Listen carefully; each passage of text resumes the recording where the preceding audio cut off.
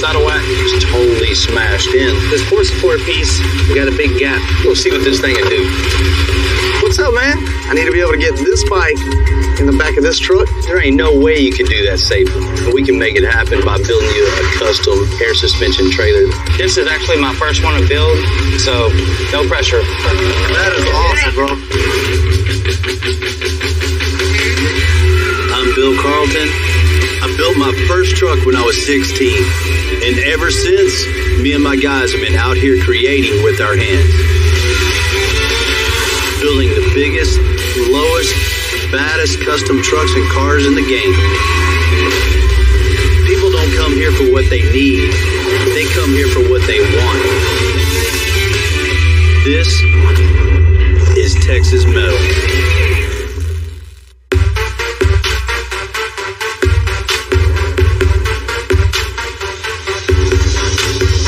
For the most part, we do client builds here at Extensive. But I've been looking for a nice project to build a Baja truck out of, maybe even make a Cuban. You got to start by buying it really, really low.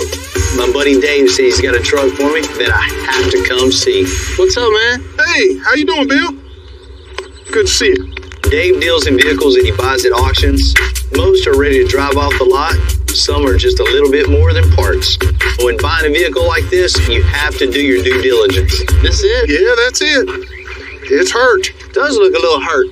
Yeah, it got hit hard. Hard. You wasn't playing. What happened with this truck? They don't tell me what happened at the auction, but it just got wrecked. It's got low miles, though. Real low miles. What's real low miles? 633.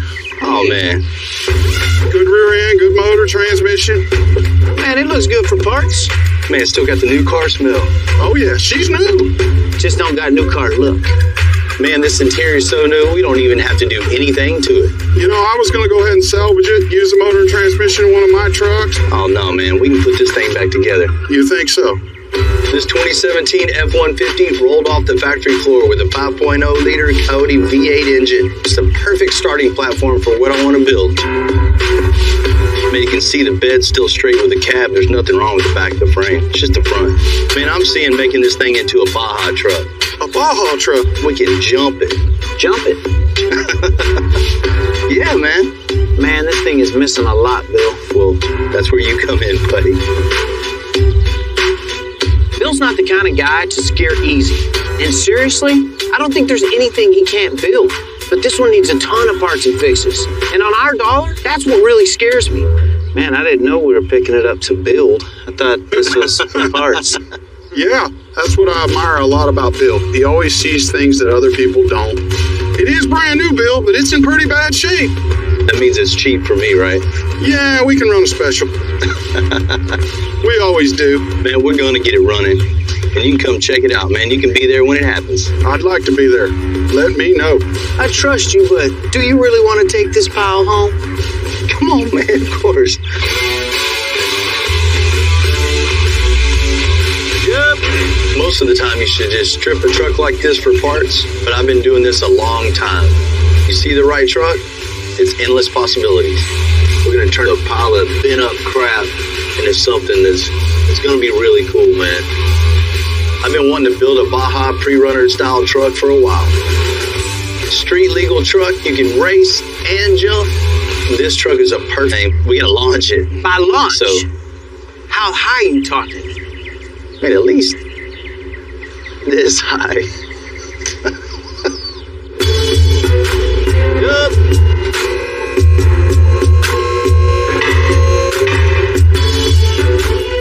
You know, Baja truck is just made to take any terrain it can possibly go through. Sand, mud, gravel. That's what a truck like this is built for. Just the aggressive stance. You look at it, it just looks pissed off. It's in bad shape. I mean, you see, that's immediately what you see. To me, half of it's here. That's a head start. What better way to get a truck like this, very little money, and turn it into something really cool and able to jump up into the air. Well, Timmy, here she is. What are we doing with this? Taking motor out, trans out, wheels, tires off. A couple of doors look good. Come on, man. We're gonna build a Baja truck Out of this. out of this. The truck is brand new. And on this, we're going to have a little bit higher ground clearance in the front than the rear to go off-road, to jump things, and still be able to drive it on the street every day. Big wide fenders to go along with those suspensions, so the control arms and everything have to be really long to be able to jump. Wide bedsides in the back just for that aggressive look. Bed cage in the back, big huge shocks. We're going to give this thing a second life, and even better than it ever rolled off the assembly line. Spares in the back. We want the whole Baja look. I'm going to drive it around. Who knows, somebody might need it in their life. So you're going to drive like Bill, and we're going to drive it to the max. Anything we fix after that is roadworthy 100%, because you drive, hell yeah, 200% worse than anybody I know. Or nothing breaks, we'll just keep it as a shop truck. Take it to lunch every day. Lunch, Bill's credit card for gas. No? I'll sell it then. He thinks he's going to sell it when he finishes it? I'll believe it when I see it.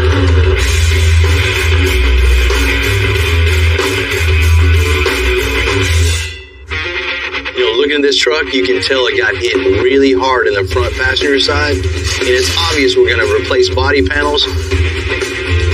But man, we need to tear this thing down and see what kind of frame damage there is. The back's good.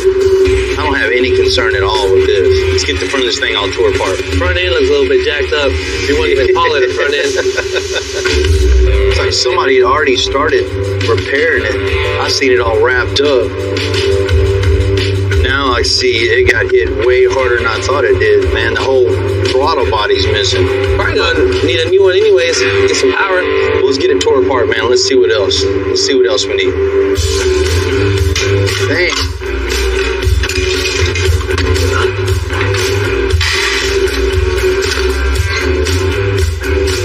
You see the little charcoal canister is totally busted. The deep gouge in the cross member, gouge in the transmission pan. The front of the frame is totally out of whack. You can tell somebody's already tried to repair it. I'm nervous about how the uncompleted repair job is done. Hopefully from the point they repaired back is all good. But we won't know anything until we run the string line and go from there. We're going old school to measure the straightness of the frame.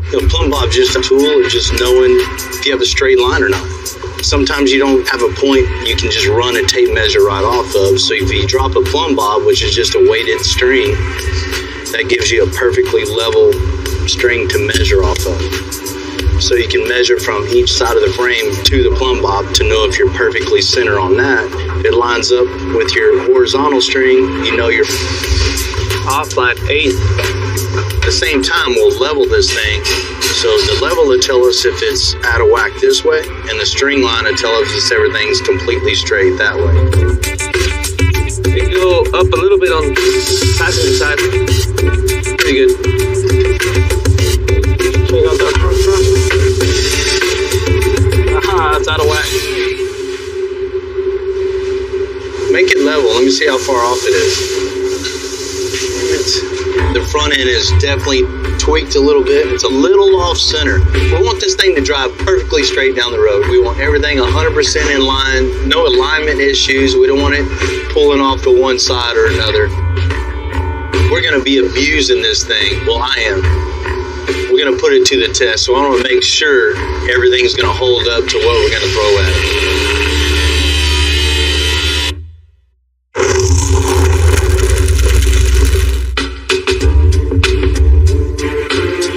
We need to do on the F-150 is repair the frame.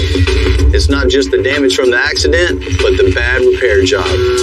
Elu's going to cut that out. We're going to start all over. Down. All right, perfect. Elu's got all this cut loose. It lines up perfect with our string line. Plumb bob is 100%. It's perfectly level. The last step is just weld this thing up.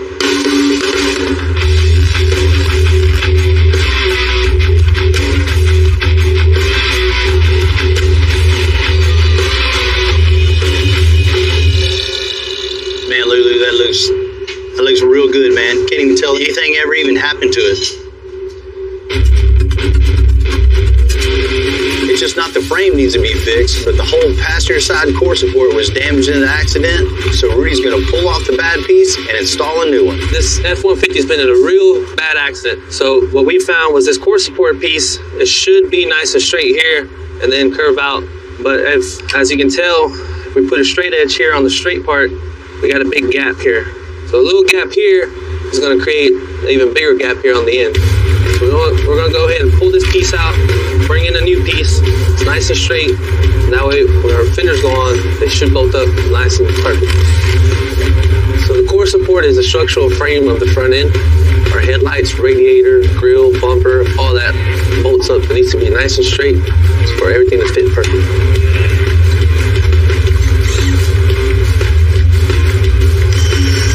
We got our new core support fender piece in. As you can see, this one's nice and straight. So we'll go ahead and bolt it all up. After that, we'll be good to go.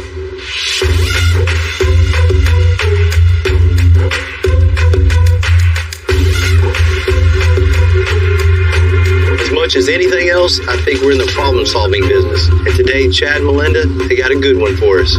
They own a local bar and restaurant, and they build their own custom bikes, and they paint everything orange. I mean, everything. What's up, man? What's going on, buddy? How are you? Good, man. Known Bill for about 15 years. One of the first trucks that I ever worked on. Bill did the air ride suspension on it for me. What you got here? This new one you built? Yeah, we got it done not too long ago. It's a 08 Road King that we built. Put the 30-inch front wheel on it. Fully bagged it out. Of course, our orange color on it. Man, it looks good. Thank you. But we're having a little issue. I need to be able to get this bike in the back of this truck. So I need to come up with some type of ramp system, some kind of mechanism that'll fold out, something. Man, come on. You can't be... There ain't no way you could do that safely. Got to figure out a way to get it hauled or Some air suspension trailer that it can drop completely flat on the ground. You can ride this bike right up on it, strap it down. Easy. And safe. A custom trailer. That sounds custom. expensive. What's expensive is dropping this off of a ramp coming out of the back of this truck Sure. or hurting yourself. Bill's vision is just different than anybody else's. When it comes to metalwork, he's a true artist. My thing is, of course, is go with the orange theme. Everything's got to match. Hell yeah, we can powder coat it orange, no problem. Put some black wheels on it, make everything flow and match and look totally custom. You good with that? Yeah, let's do it. Cool, man. Let's go right up. Let's get you going, man. You can't be having no ramp. Come on. All right, let's do it.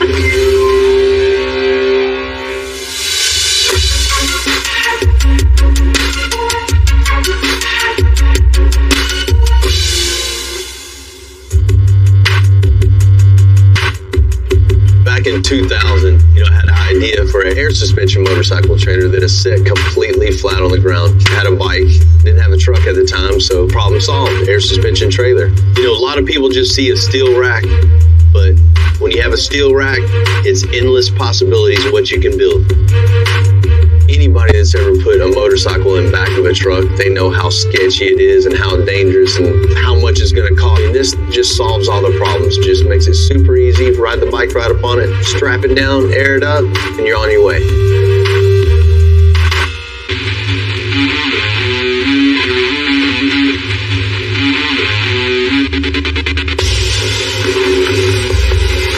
Jamie's one of our best fabricators and a biker himself, so he's going to help me build this trailer.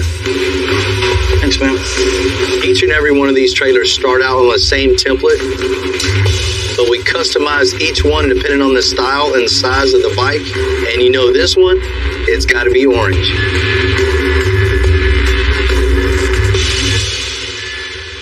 So there's a lot of tube on this trailer. It's probably about maybe close to 60 foot. It needs to be pretty strong to hold up his bike. It's a pretty heavy bike. So everything needs to be cut exactly. There's a lot of angles on this trailer. If I get one of them wrong, it could look crooked. It could not be the same on each side. I need to ditto each side and make everything perfect to the jig. So it's real important all my cuts fit nicely.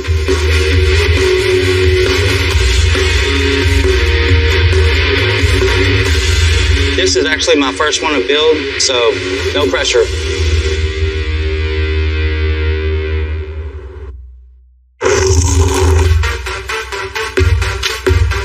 Me and Jamie worked late into the night to make this custom trailer for Chad and Melinda. The frame is mostly welded up. Now it's time for the airbags. Jamie cut one of two suspension links, so we're going to put this bar through it, and then it's going to pivot on the bolt. This is actually going to be the suspension to the trailer. So you see there's no traditional trailer axle going all the way through it. The spindle of the wheel is going to be right here mounted. We're going to trim it all down so the fender will weld right to it, but that's it.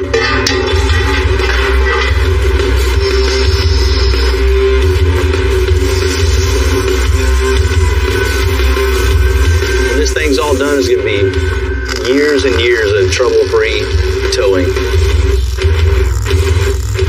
There you go, ma'am. Hell yeah. Tack it. All right, cool. Hell yeah.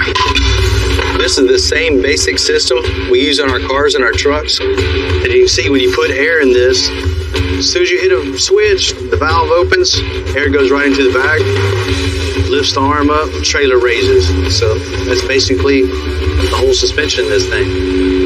Now to fit the big wheels.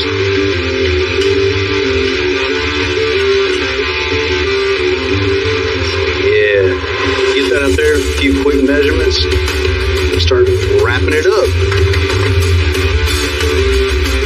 You know, we don't have a fixture for this, so every one of these are custom to the wheel, the tire, everything varies on this. So we build everything one off. You see the links we go to make sure everything looks 100% straight. Jump up, measure that real quick. Nobody's going to notice if it's 100% perfect, but they're damn sure going to notice if it's crooked. Man, that's perfect. That's what I'm talking about. Now that the frame is straight, we're going to install a long travel suspension on this F-150, which is specially designed for the pre-runners. Knowing Bill, I know he's going to drive this out of this thing. So these control arms need to be long, strong, and sturdy, which they are. Be perfect for giving us that suspension travel to make sure we don't roll this thing over. It's the last thing this truck wants to do.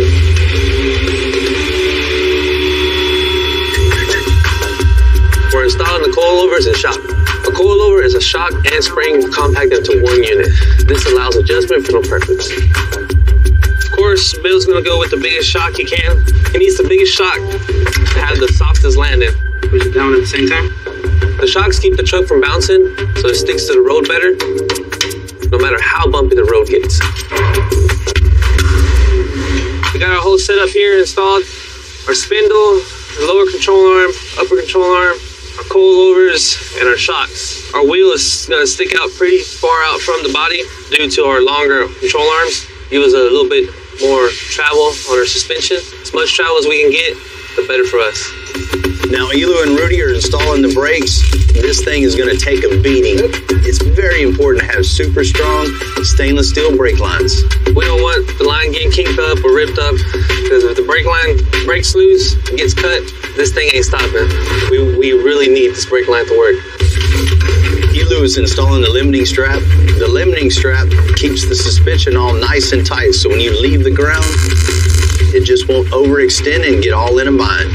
Now that I have all the limited strap mounted and the brake line mounted, well, the next step is to mount these reservoirs that are just hanging out right now, but we're going to fasten them down for whenever he's up in the air, they won't be all over the place.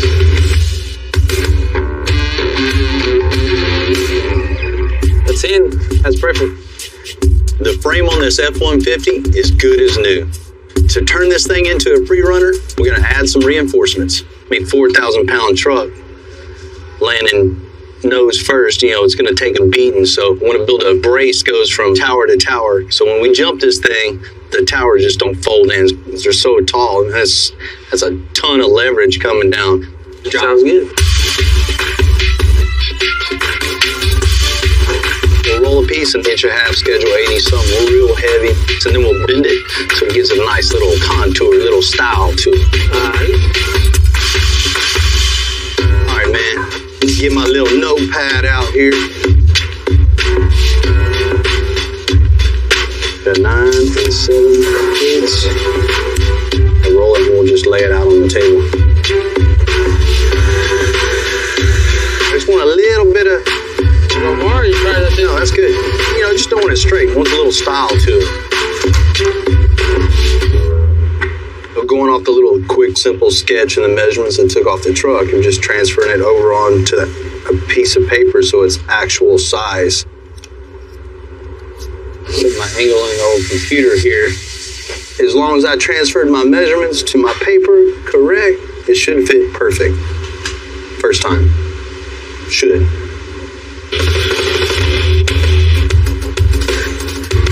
This machine uses a hydraulic piston to force a precise bend into our pipes. I say that's it. Now we just gotta cut it. We got our marks. Next step, chop it up, put it on.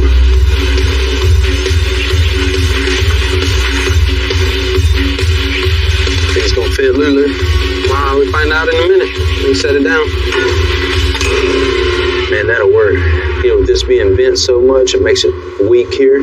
When you bend a pipe, it weakens it a little, so I'm gonna double it up and make this thing super strong.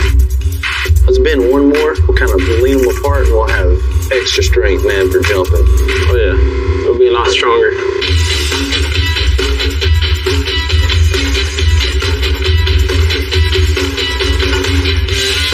That's it, man. That looks good. Let's tack it.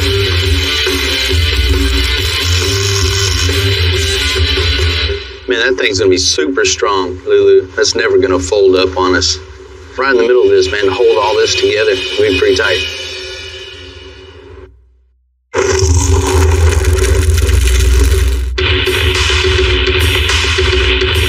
The engine brace for the F-150 is almost ready.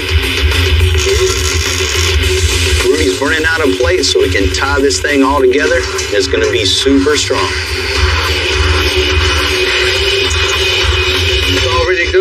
Go ahead and hand it off the bill. You can go ahead and weld it on the Baja truck.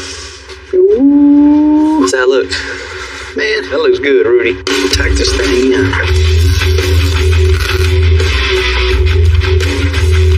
We're just gonna pull this thing off, take it over the table, weld it up. This is one of the things that nobody's ever gonna see, but I know it's there. Every part and piece of this is done right. And that's how we did it. All welded up, ready to go to the powder coater.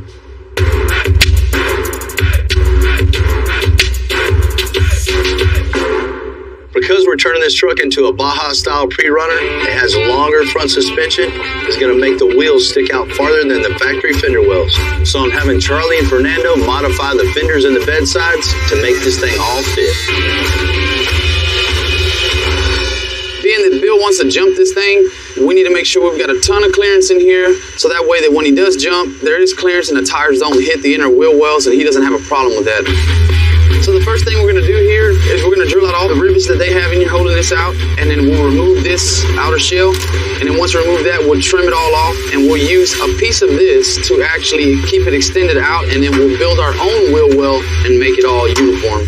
This piece is already all mocked in of where we think we want it at, and so now what we're gonna do is we're gonna bring the fiberglass bedside in and double check everything, check our measurements, make sure they're all good to go so we can continue on with the rest of the form of the fender weld.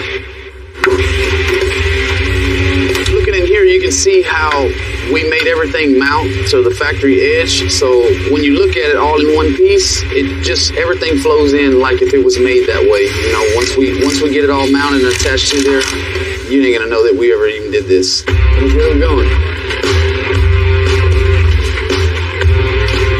All right, thanks guys, appreciate it, man.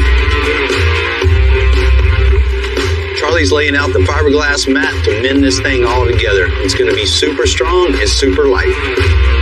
Fernando is filling in all the little cracks and crevices with body filler, so it's gonna be...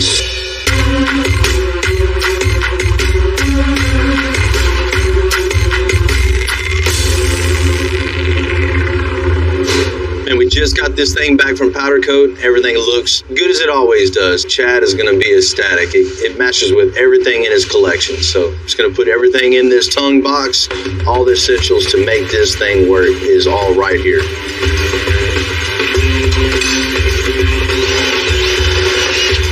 Cool, what we got so far, obviously the battery, air compressor, and 3 sets of valves. So we have a valve for the tongue, a valve for the left, a valve for the right.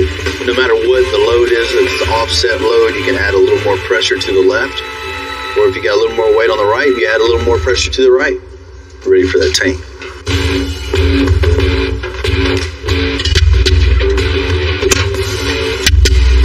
Yeah. Cool, we got everything mounted in place. Only thing left to do is just wiring and run some lines. That's it.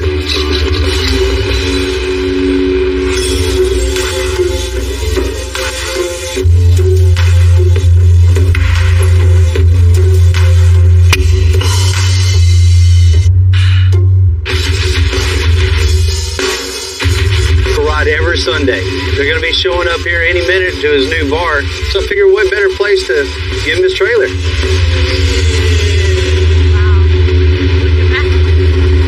That's freaking awesome. Man, damn, bro, that's freaking sick. I didn't even imagine this, bro. That's over the top. So good. That is insane. So you gotta have the orange bike, I know. Man, you know, I wouldn't accept it if it wasn't. So it's perfect. It's full air suspension. Of course, you know, it has 3 bags. It has a bag on each wheel and a bag on the tongue.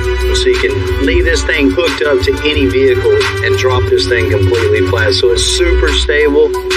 You know, you ride your bike right up on it, strap it down, air it up, you're good to go. It doesn't get much better than that, bro. Yeah, man. When we talked about doing something like this, that's why we went to Bill. You know, I knew he'd come up with something that would work perfect for us, and just the fact that he can, you know, build something out of nothing is amazing. Check it out. Let me show you how to work this thing. Yeah, let's check this thing out. Everything's inside here. All the switches. You see the tank, compressor, valving, everything is all in here. Hit the 2 switches, air the back up. That's freaking awesome. That is awesome, bro. Man, that's insane. Oh, when Bill hit the switches, I mean, that was really cool. Yeah. For it to be 3 different bags, 3 different switches, you know, all fully adjustable, to be able to work behind any vehicle that we pull it behind is going to be really cool. Definitely feel safe putting my bike on it. And the last thing to see is how it fits on the trailer. Yeah, hopefully it fits. There you go. Wow. Man, that's insane. Man, when Chad rode that bike up on the trailer, it's obvious it's 100% package complete now. Perfect match. Bro, that's That insane. looks really good. Man, this is way better than ramps, huh? Yeah, for sure. And cooler. Yeah. There you go. Yeah. Definitely cooler. It definitely flows. Flip this That's thing up, awesome. man. See how it picks it up. 8 voyage. Oh, wow. That is So glad you got that. Ready to go. Yeah, this looks really good. The bike, the trailer, the truck. You did a fantastic job. That's awesome, bro. I am so happy that we had Bill build this for us. It just looks amazing, and I'm super excited to get it out on the road.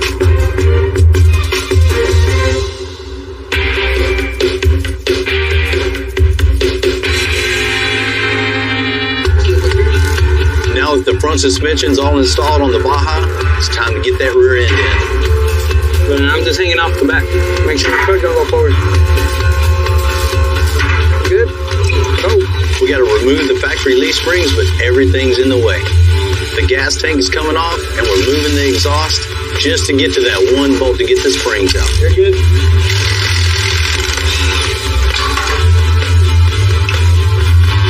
This is our factory leaf spring, and this is our new spring we got right now. You can see the difference. One's way thicker than the other one. Our new leaf springs packed with a whole lot more leaves for better absorption, whereas our factory one only has about 3. So this was pretty much made for potholes, and this was made for big ass jumps.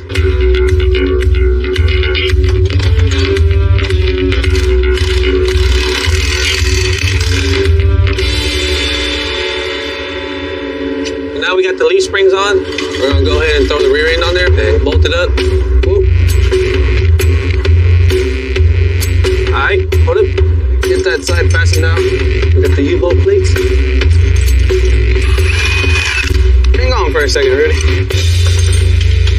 When you're down on your luck, just hang in there. Mesh in. All we need to do now is install the shocks, new wheels and tires, and it's ready for a test run.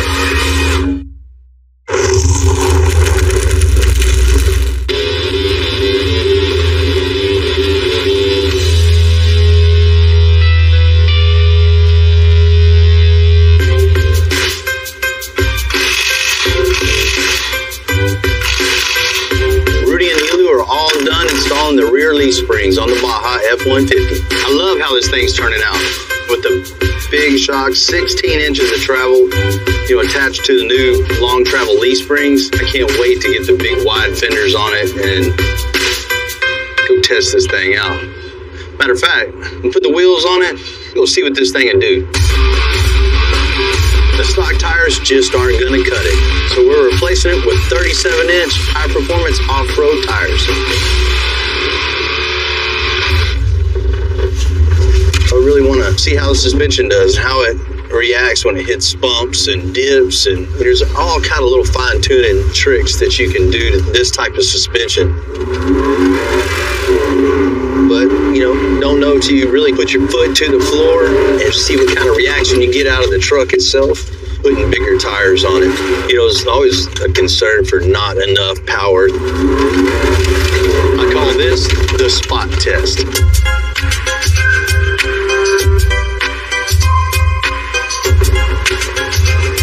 Spot size.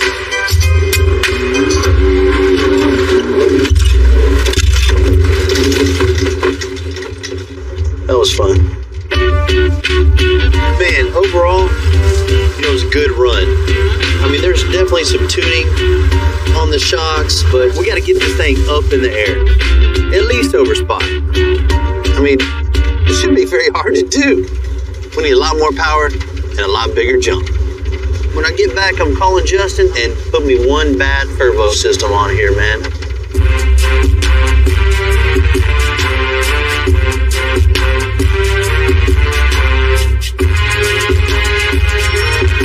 What's up, man? So it's Carlton.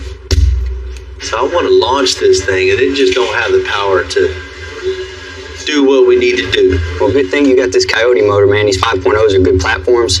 We can do a single turbo, something that'll come in, hit hard, hit like nitrous, man. It'll be good for this pre-runner build. You can see about 20 horsepower per pound of boost. It'll be enough for Bill. No Bill, no telling. What's the plan? What we can do is we can use the factory flanges, and we can build from those flanges forward to our turbo. All right, let's start taking that exhaust down. Because we're going to tie into the factory manifolds, it's easier just to go ahead and use the factory OEM flanges and build from this point forward. So what we're going to do is we're going to go ahead and cut these off, and we're going to try to save it where we can use these O2 bones so we can use the factory flanges. Matt, this one should be ready, man. You're a good start.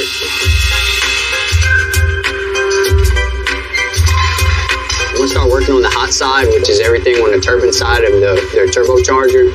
Buddy Matt, he's going to start on the cold side, which is like the intake and the discharge off the compressor housing. The hot side of this turbo kit is what feeds the turbine wheel. That's where, I guess, the magic happens. The air comes in, and it pressures it up and pushes it out into the intake manifold. A turbocharger is basically an air pump. It forces more air into the engine. You get more air. This thing should spool really, really fast with the dual inlets feeding off of each bank of this 5-liter Coyote motor. So now we got the turbocharger bolted in. We're going to go ahead and start connecting to our intercooler. Matt's trying to install the intercooler on the F-150, but it just won't fit. End tanks were kind of hitting on the inside of the frame rails. So we went ahead and we cut them to get it to fit. Now we got to modify and fabricate new pieces so we can go ahead and put our inlets on our intercooler. After we cut it, the coupler that slides on there, it'll want to blow off. So we put a little bead around it to keep it from coming off.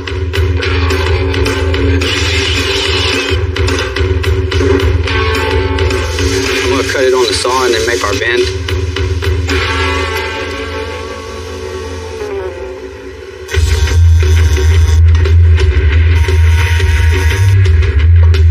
Now that we have our end cap tacked into place, we got 2 more plates that we need to make, and then we can go ahead and weld this side out.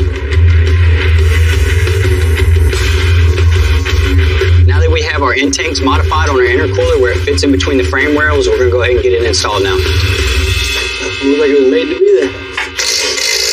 We're going to give it a once over. We still got to run our oil supply line, our drain line. We got a couple fittings that we need to install. This is our downpipe on the exhaust fenders on. We'll know exactly where we need to go with it.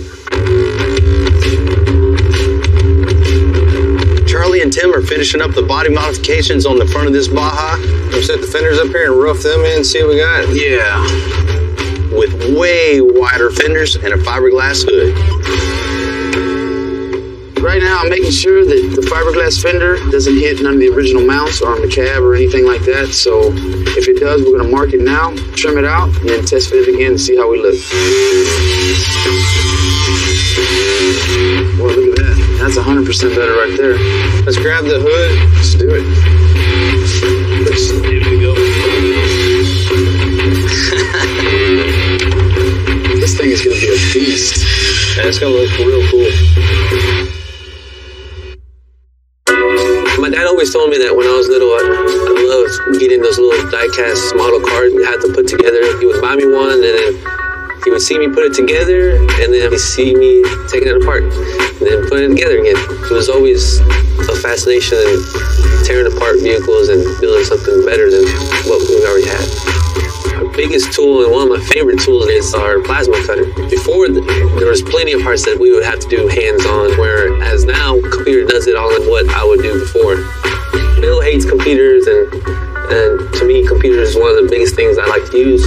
When we first got the machine, nobody really knew how to run it or who was going to run it, and I asked him, I was like, hey, so who's going to do it? And he just kind of like looked at me and was like, well, who else? Working with Bill, he does have high expectations for everybody, which is a good thing. He doesn't want anybody else to fail, because the way I see it is if we fail, then he fails. So, of course, he's going to want us to exceed in everything that we do, but of course, he always wants it done in 2 minutes. So.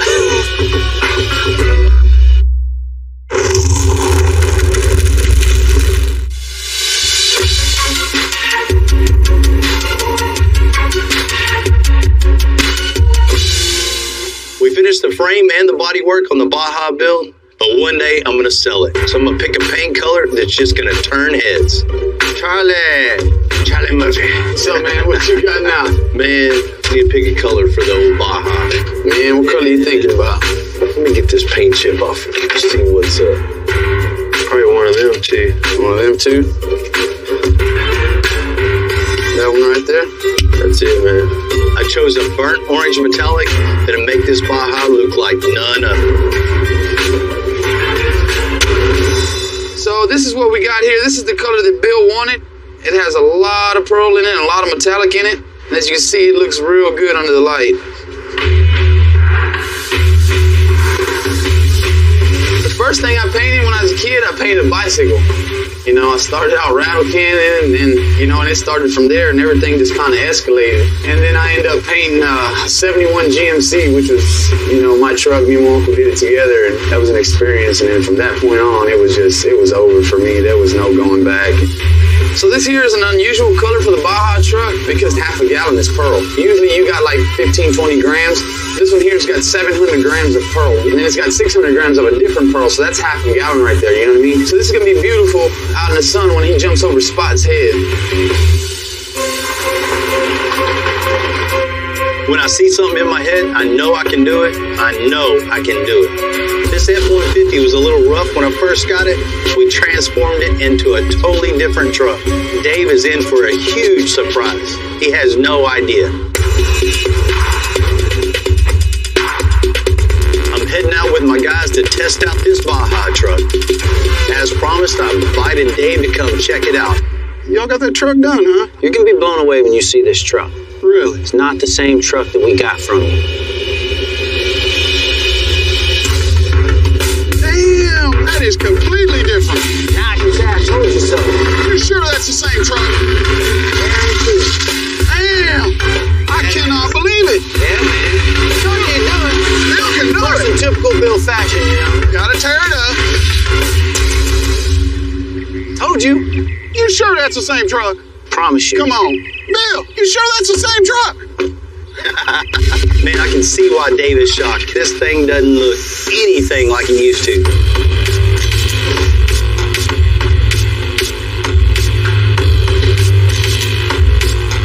Well, you did a lot of work to that thing. Man, a lot.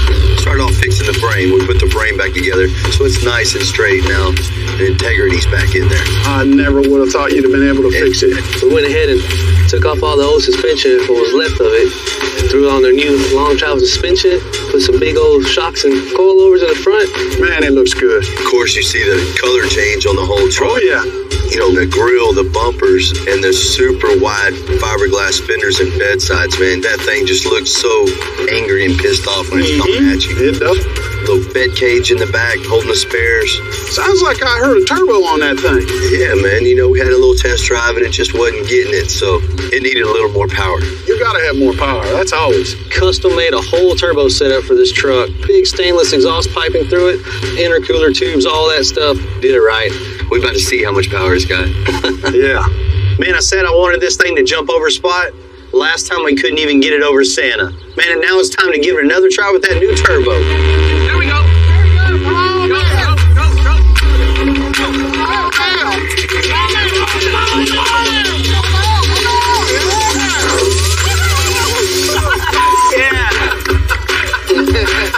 Whether it's dropping a vehicle down low, raising one up high, or jumping one through the air, you got to have a good team. And I got some of the best around. I can't thank my guys enough. Bad. There it is. You got this. You got it. Hell yeah. Man, that's gonna work. I told you. I know. Yeah. Hey, Bill, I gotta tell you, I never thought you'd have pulled it off. Man, that truck was hit hard, and you made it come out good. I really like that thing back. You think we can do something around 75? Oh, man, come on. That thing's still too new, man. I need a little bit. Let the new wear off. I'll give you first choice, man, when it comes time. I'm interested. Let me know. All right. I wasn't planning on selling this truck today, but, you know, after I'm... Nobody would have ever said the first builder did that. It would have been on extended. Oh, where to begin? Man, what do you do with this thing? Party, we go to shows. No, this just isn't keeping up. Let's get crazy, all right? Ice, beer, food. This thing's gonna be so loud, it's gonna slap them right in the face. Oh my God. Man, that's crazy. I love it. I'm Bill Carlton. I built my first truck when I was 16. And ever since, me and my guys have been out here creating with our hands. Building the biggest, lowest, baddest custom trucks and cars in the game. People don't come here for what they need. They come here for what they want. This is Texas Metal.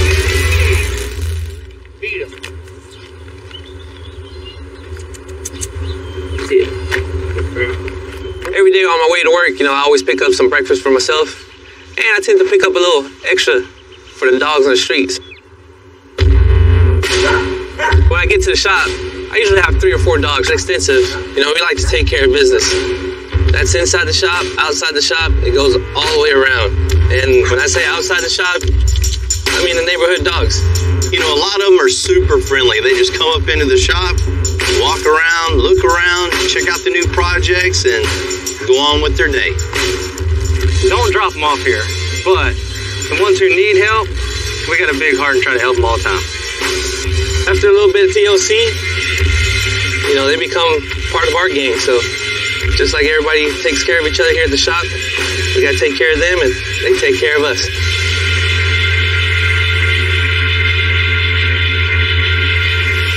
My friend Dorian owns PSE, you know, our diesel guys, says he has a customer with, you know, a truck that has a few little issues. So today we're going to get it in and check it out.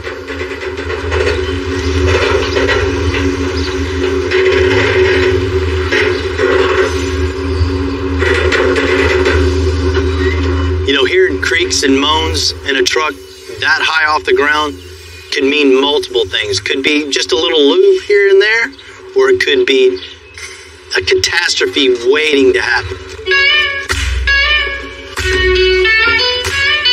What's up, Bill? How's it going, man? CJ. How you doing, man? Nice to meet you. This is the one you were telling me about, huh? That's the one, man. Man, it looks good from here, but you got some problems underneath. A lot of problems. It's all yours now. Well, man, let's check it out. Yeah, I'll let y'all talk. I'm gonna talk to Rudy. All right. See a couple of issues just as soon as you walk up to it, huh? Just all the welding and grinding and everything up front. It just looks... Man, you can't have that. Oh, man. Told you it was bad. These drop downs are just super sketchy, man. There's nothing even holding us but bolts on the outside. Man, that holds the whole weight of the truck, your load, everything. There's nothing to hold this thing from flipping out. Man, that is really dangerous. A stock 2017 F350 with no lift weighs over 8,000 pounds. This is exactly what I didn't want to see. A truck this high that weighs this much, that somebody could be driving down the road next to my family and yours. I mean, it's super unsafe, and this is something that needs to be addressed immediately. Oh man, I thought this was the bad part, but that's... Needs a lot of attention back there, Bill. You don't even have really even the plates bending. Bag mounts are all twisted. The 4-link bracket is about to rip off the axle. And whoever did this has no business building anything like this at all. And the sad part is it hasn't even been driven, really. Man, thank God you didn't get in it and drive it down the street and hook a trailer to this thing. Yeah. It's just an accident waiting to happen. It's not good. I go to shows and we travel all across the country, and this is one of the trucks that I use to do most of the traveling with, and I have a lot of weight back there that I pull around too, and a lot of money back there too, so if something happens, I don't know what I would have done. When I picked it up, I didn't know that it was that bad. It was that crazy. What do you put behind this? You got a gooseneck trailer in this thing? I got a 40-foot. I've got 2 matching rigs. I got a big 95 old body style, and I got another matching Tahoe. And they all go on that 40-foot, so I needed to do what I bought it to do. Oh, you want to be able to actually use it? Yeah. Need a usable dually. Right now, I can't even drive it. Feels like it's going to fall apart. Man, I've seen this look a million times when you're giving someone the bad news. He paid good money for somebody to do this to his vehicle, and we got to redo it again. That's how the Tree of Shame was built.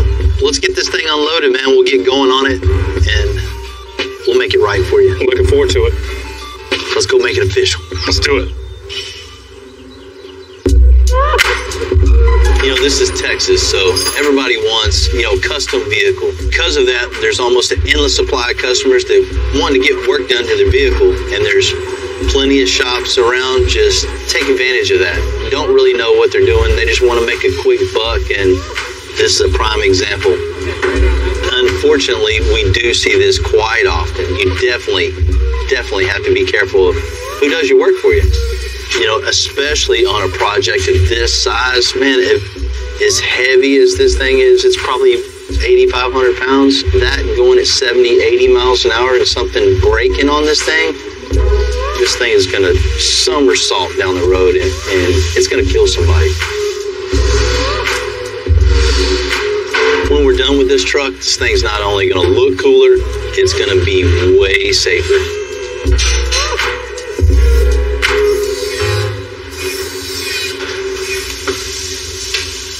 I didn't know Fisher-Price made lift kits. This is scary.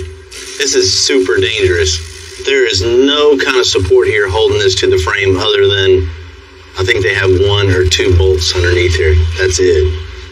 Bolts on the outside, a couple of them are just for looks. They're just stuck in the whole silicone. Oh man, it's really scary. And please tell me he didn't drive this thing here. Man, he didn't drive it. He's only drove it around the parking lot, maybe a quarter mile, half a mile. That's all the damage of just the stopping and starting with this much weight with some shady brackets like that. I can't believe somebody sold him this job. I mean, that's just, unfortunately, that's what, a lot of people don't know. They're driving around with stuff like this. I mean, that's really scary. There's definitely a few things that we got to address on this thing. One of the first ones is putting some support back into this, attaching it to the frame, making it super safe and strong. We can use what's here. The basic design is here. The geometry is, for the most part, correct. Built some supports, some nice tubular supports to connect each thing. We can powder coat it in blue to match all the rest of the truck. And that'll tie everything in together. Next we're just gonna pull the axle completely out. Let's start over fresh, cut everything off. The 4-link brackets, the bag brackets, I mean, all of it's trash. We'll build all new bracketry, incorporate some tube work in that also, so it looks cool and is really strong. Everywhere you look, there's something going on. At least we got a lot of stuff we can put on the Tree of Shame. Definitely get that extensive forest going. There's going to be a lot. Let's go, man. Let's get ready.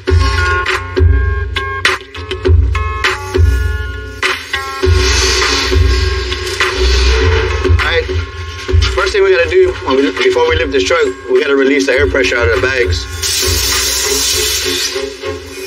Like that. You know, this is like a crime scene investigation. Tim and John got to go through every inch of this truck to find all the bad work, tear it all out. Then we can start to make things right. Man, look at this. We got a rub mark here from the tire. If it would have rubbed even more, it would have eventually went all the way through and we would have lost air pressure in this corner and would have just been a disaster. When you removed that bag on that side, was it tight? Had a little rock to it. We got like 1/8-inch gap between the base of the bag and where it's supposed to sit.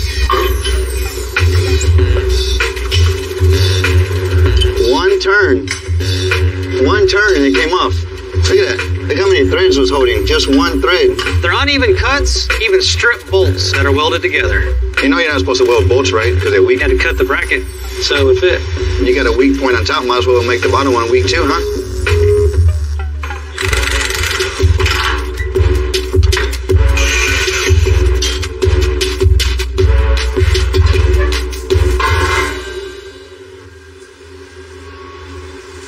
This plate comes all the way down to here and over.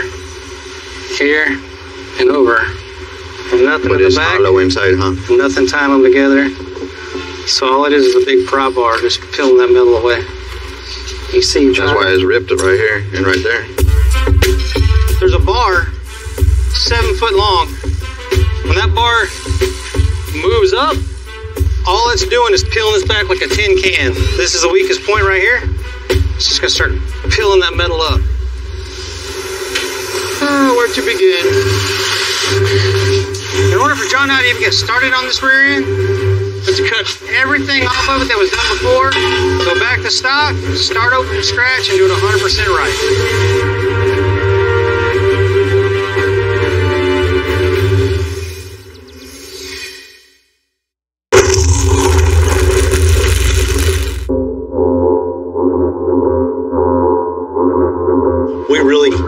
So we can rebuild it the right way. We're going to keep the existing drop-down brackets, but Tim and John are going to add a ton of strength to them. Okay, so what I'm about to do is burn out a 4-inch by 4-inch hole here. That way it gives us access to the bolts we're going to add to this. So we can reach in here and put a nut on every bolt that we can. That way it makes it extra tight to the frame. When we tore this down, there was a big gap between the bracket and the frame. There's still little gaps, so we filled it in with flat bar. Now that that's filled in, that gives it a solid mount. We bent this piece here, bolted to the frame, then we'll weld it all the way down. So what it's ultimately going to be is a cradle that sandwiches a frame, and have bars in between that make it 100% strong and sturdy. Working on a previously customized vehicle is a lot more work to go back and fix than something you just start from scratch. Righting a wrong, in this case, a bunch of wrongs, have been a big part of my business. On the other hand, I like the challenge. It keeps us on point. Yeah, always ready. And good thing too, because we're always getting calls, come on over, we need some help.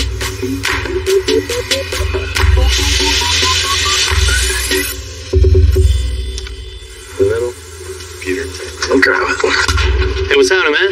Oh, hey, what's up? Phil? Eric. Nice to meet you, man. This yours, huh? Yeah, this is mine. Man, what do you do with this thing? Party, we go to shows. Yeah. And, this just isn't keeping up. I got the trailer down in Florida. It pulled into my booth. It was pretty cool, towed behind this cool van. It was my birthday, had the for sale sign on it. Gave a little nudge to my wife, and here we are. You just need something just to wake this thing up to draw the crowd over to your booth, huh? Exactly, yeah. What I want it to be like, is when we show up, it's like, stealth has arrived. This badass trailer that we got ice, beer, food, everyone's hanging out. I don't see any place here for any ice or any storage or anything right here. No, it's pretty blank right now. Man, I love the idea of a party trailer. I mean, the basics are here. We just got to expand upon it and make something over the top and just cool. Man, we can definitely wake this thing up. Like this grill, man. This was. Did you find this? Yeah, well, it fit, so I put it in there. Carry on this thing. You got a party trailer, you gotta have music. You gotta have a lot of music. And maybe even some air suspension on this thing, something where you can raise and lower when you're going off-road. We can get crazy with it. Yeah. If you're down for that. Yeah. Crazy is what I want. Let's get crazy, all right? Whatever it takes to make something cool. I want people to come up to our booth. I want to be able to hear what's going on. I want to be able to project that sound as drinks, as food, people hanging out, music. I mean, this is going to be awesome. Yeah, let's do it. Go all out, Man, get this thing out here. Let's do it. Let's do it. All right, sweet. All right.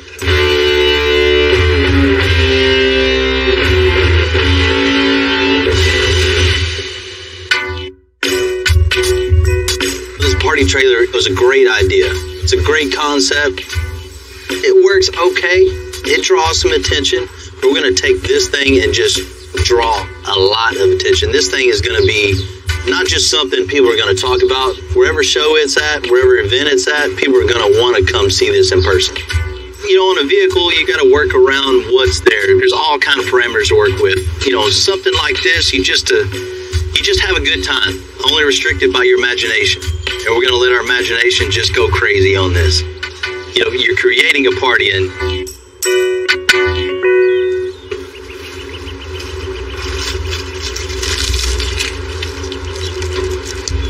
Looks like it's got sausage in it. Mine's better than yours. Need a cerveza. Need something. Do you ever work? We're just trying it out. Make sure it works, huh? Don't worry. It's not lunchtime anymore. Well, it's taco time now. Yeah. Well, this is the next project we're going to be doing right here. Cool. This thing it's cool, but we're going to make it way, way cooler. We're going to make this thing party on wheels. Fully functioning, one stop, make it, eat it, party. Absolutely. Right now we just have an old wore-out grill, old smoker. That's it. No storage, no place for ice, no place for drinks. New grill, new smoker, just something just crazy. We have a tortilla maker. Pretty cool. You? Yeah, I'll go with the trailer everywhere. That would be cool.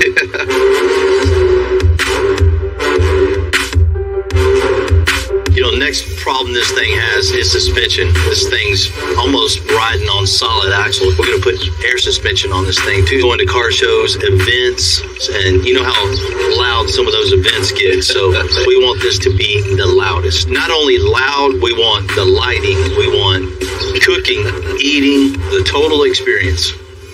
Cool, man. After this thing gets the suspension down, we can go to town. I see a bunch of tower speakers around here. We got room in here for a few subs. We can get in here, play some nice lows out for everybody. Yeah, right out the bottom. Like maybe some acrylic on the top. You can light it up. And we'll cut cup holders into the acrylic. That's an awesome idea. We were told to go crazy, so that's what we're going to do is go crazy on it. Let's make something just totally off the wall. I think we got it. I've done a couple things. We'll be all right. All right. I'll finish my taco.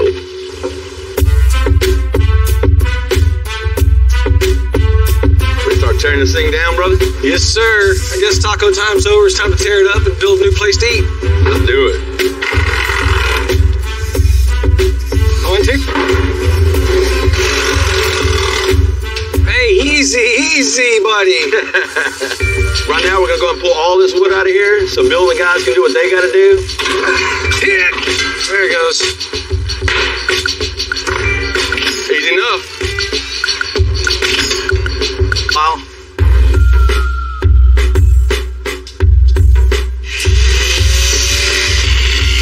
Good. Going up, day 2. For a regular trailer just going down the street hauling whatever, these axles work pretty well.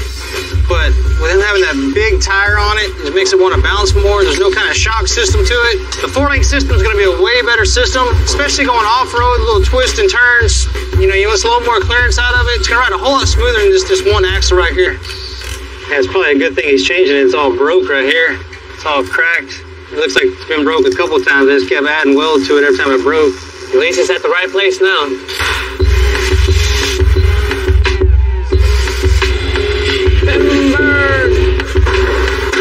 Not even that heavy.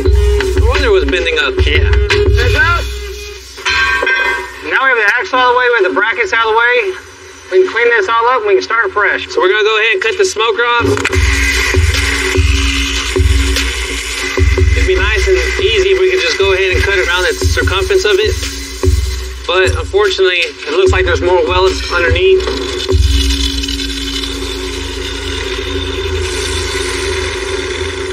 Hope you got a smoking good deal on that one. This thing ever smokes.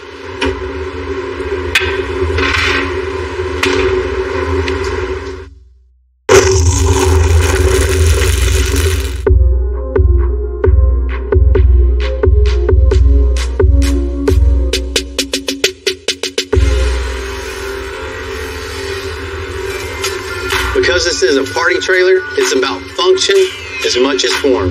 We need to smoke and grill like only Texans can. Something completely custom. So I made a call to the pros.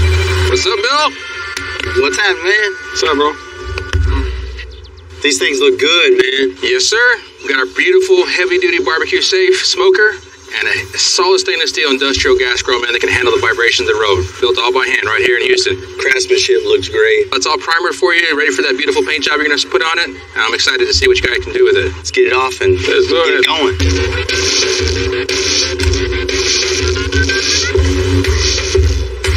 Time to get to work. Yes, sir.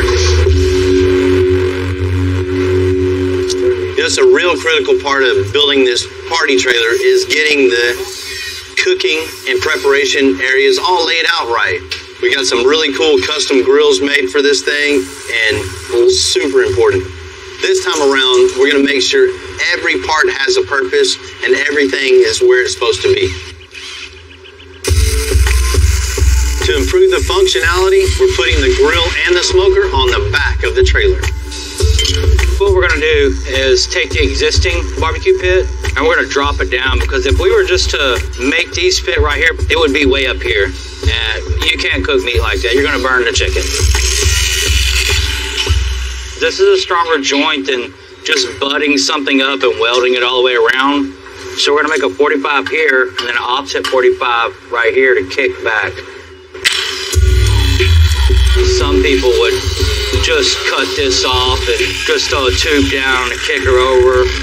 That's not how we do things here at Extensive. Woo! You need me to hold it, Jimmy? Pick up on it so I don't mind.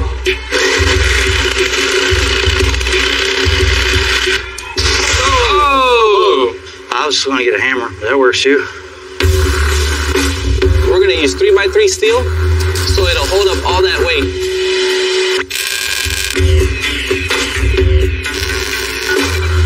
Alright, so I see we dropped them down about 8 inches, so we're not having to reach up too high.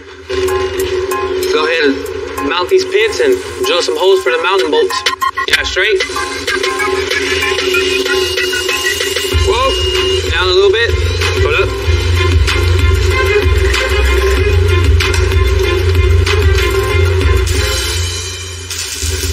That looks good, huh, Jamie? Looks nice. Step down the frame. Everything. It's gonna make it super easy to cook.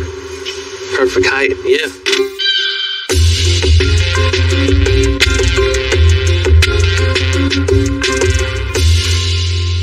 You know, Tim and John have really been putting a lot of work on the F350, but it's heading in the right direction. Now they're lining up the rear axle to get it connected to the 4-lane. We're doing now, we got the axle where it needs to be. And with the bars that we have, we're designing some brackets that go around the rear end and connect the bar to the rear end. So right now, John's just kind of sketching something out. We'll give it to Rudy. He'll burn us 4 of them out. We'll punch a hole in it and put them on the rear end.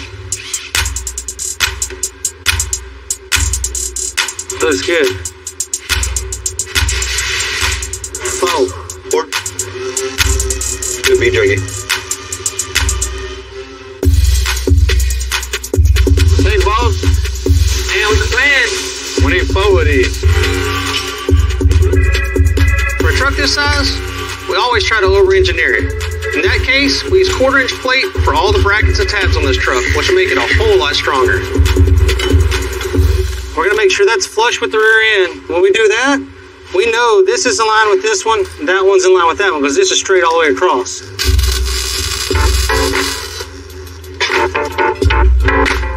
We always want to double check all these measurements to make sure everything's 100%. When you look at this tire, it'll match that tire perfectly and they'll track together all the way down the road. If not, you'll get it tracking like this and you'll see the back end of the truck either going that way or that way because the axle's not exactly centered.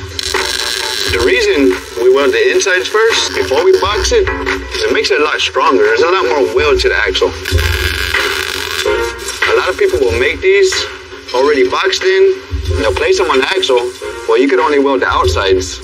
You cannot get to the inside. So we like to do it like this, so it's stronger.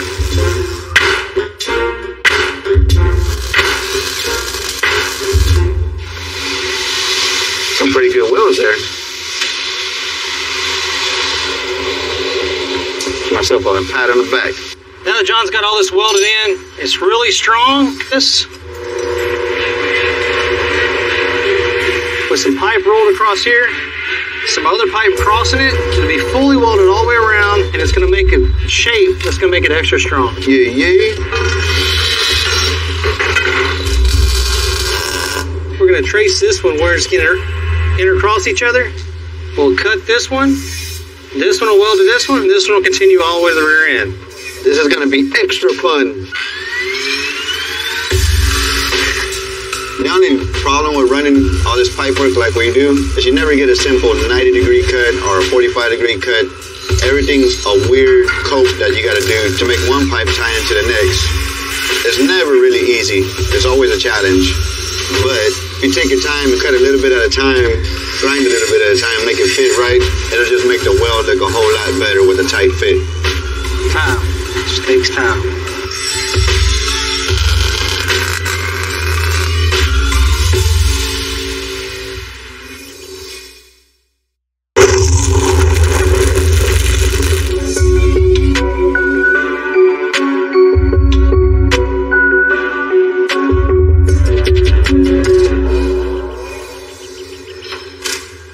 Really rough shape. We replaced all the old sketchy rear metalwork with a brand new rear suspension.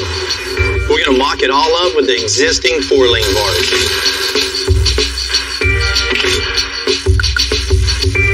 That looks like shit, man. Hot thread here.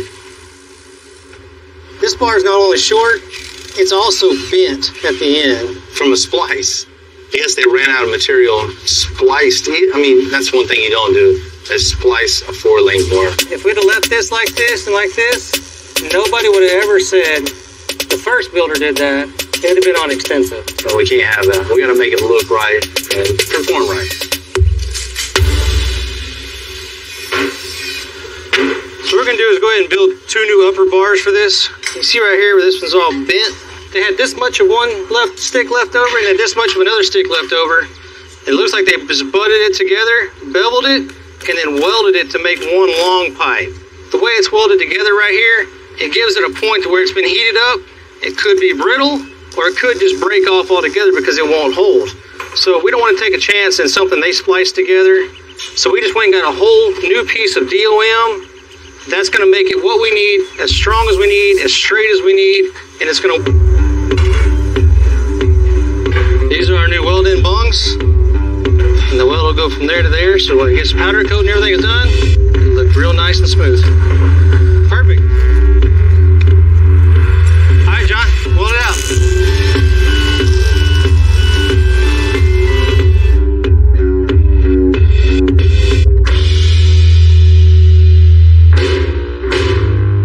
When this party trailer shows up to events, the owner wants this thing to grab all the attention. Heath and John are going to make this thing happen with custom seats, bar tops, and a ton of audio. Got it? Yep. Bingo then. It's all you. For the countertop, what we're actually going to do is make an acrylic sandwich. It's going to be lit up in the center with LEDs. The hard part is going to be cutting the brittle material without breaking it. That'll work. Are you lining up on this corner?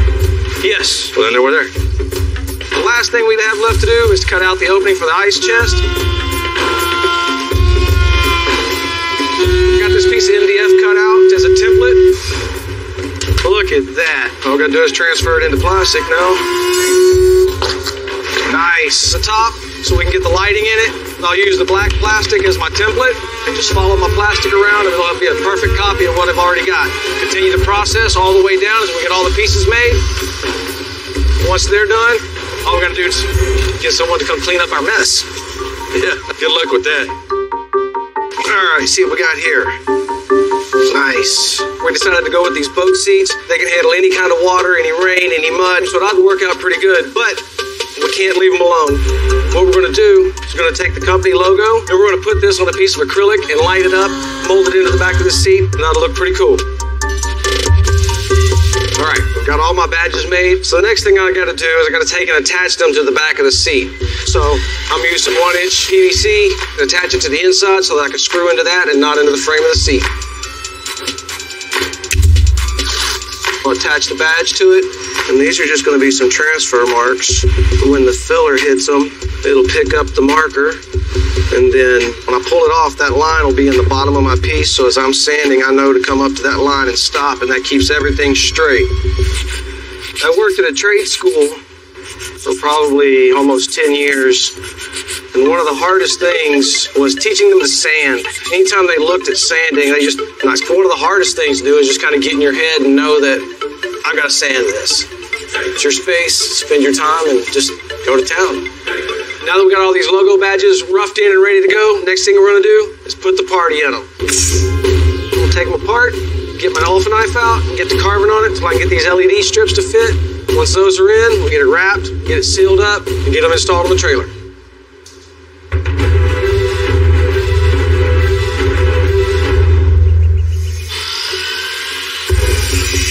When Bill brought us this project, he told us one thing.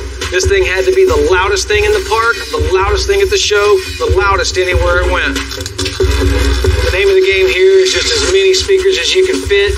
Anywhere you can find a spot, you cram a speaker and make it loud. This thing's going to be so loud, it's going to have people thinking, what in the hell were they thinking when they did that? It's going to slap them right in the face.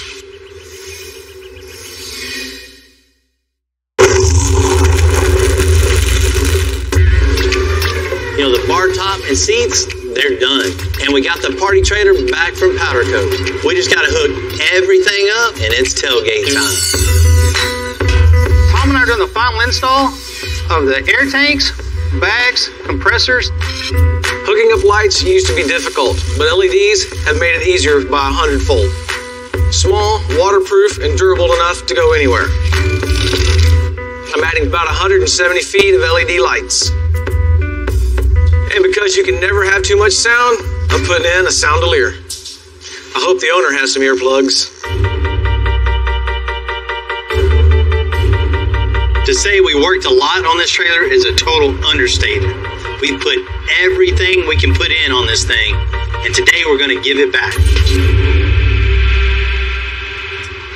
What's happening, man? What's up? Man, appreciate y'all meeting me out here at 1886 Humboldt Backyard Bar. This place is all about having a good time, having a couple of drinks, and just kicking back. What a better place to bring your trailer. Yeah, I appreciate you having me out here. This place looks awesome. Well, man, you said go crazy with it. We went insane with it. I can't wait for you to see this thing. Oh, yeah. It's awesome. Definitely over the top. That's so cool. I can't wait to see it. This is going to be great. You ready to check this thing out? Hell yeah, man. Let's do it. Let's do it. Oh, my. Dude, are you kidding me? Look at that thing. Holy shit. Wow. I've never even seen speakers like that before. This is just crazy. Well, you wanted something to draw some attention, right? Oh, dude. That thing's insane. I love it.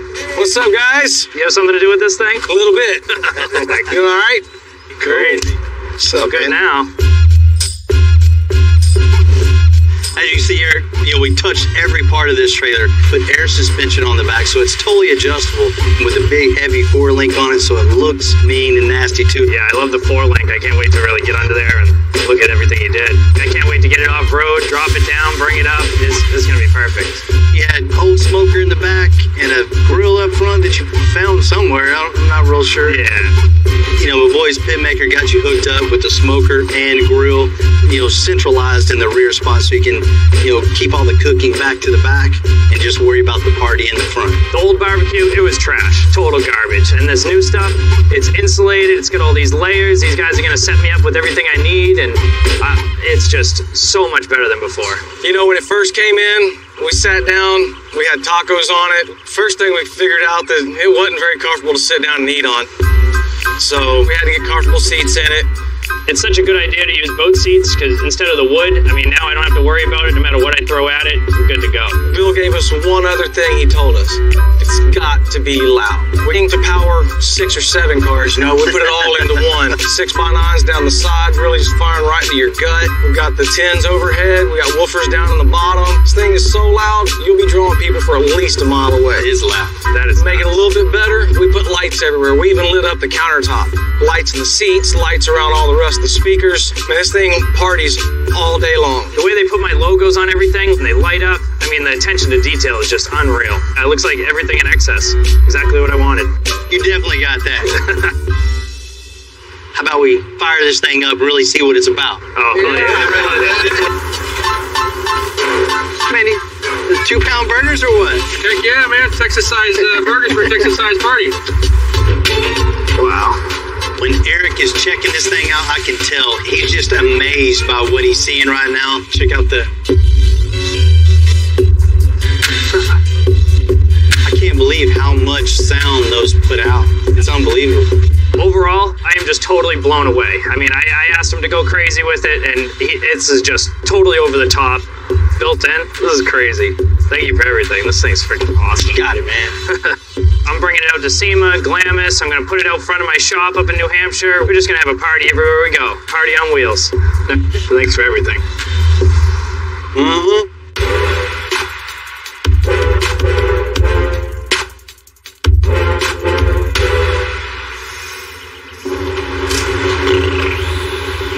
The front suspension on the 2017 F350 is in way better shape than the rest of it.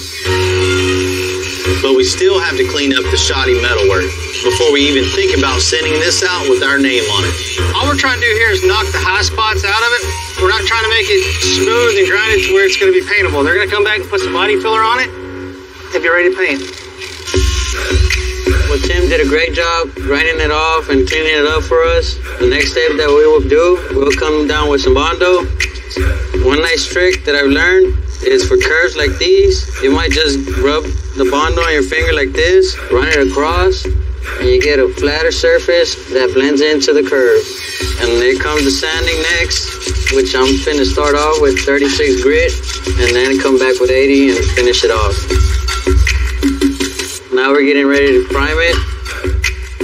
The good thing about the primer is you'll be able to see some of the imperfections that are around here. Scratches from the 36, stuff like that will have to get addressed again. So there's no going back. Here it has to be done right, no matter what.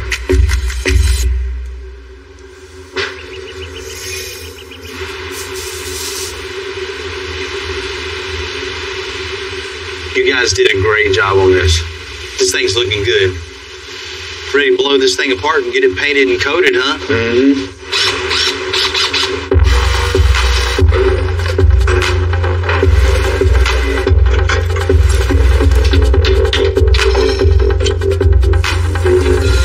What the? What is it?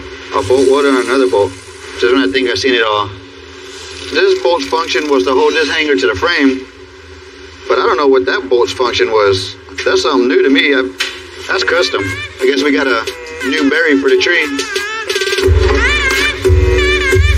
Now we got everything stripped down. We're going to send it out to powder coat, send the rest of the body work. In a couple days, we put it back together.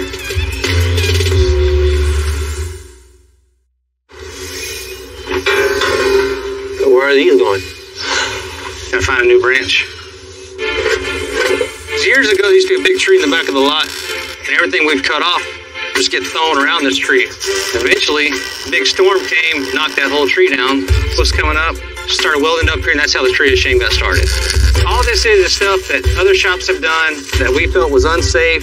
So then over the years, as you added another piece, It's now growing like an oak tree. It's just growing up and up and up. True to form today, it just grows a little bit bigger, gets a couple more branches onto it. I think that's it. Shoot, 20 more years, it'll be as tall as the other one. Maybe taller. 5 years? 5 years. All right, well, shoot. Let's get back to it. Bring this in. Got that, right? I know somebody got that.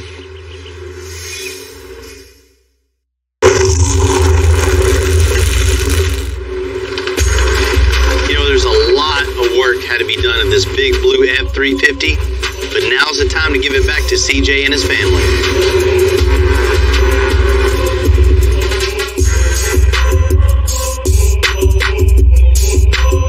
Art Museum. It's a cool spot, huh? It is. I like the murals and everything, but you gave me a call, and I don't think we're here to look at paintings. Definitely not going to look at paintings today. Got something else for you to look at. Yeah.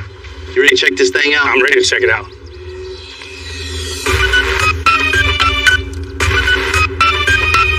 CJ has a whole 350 to join the team. It's hauling! Man, that's crazy. I love it. That looks good.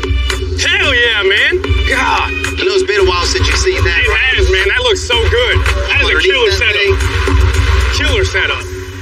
That's going to look awesome at shows. Hey! Hey! My wife's here. Surprise! What a surprise. Awesome work.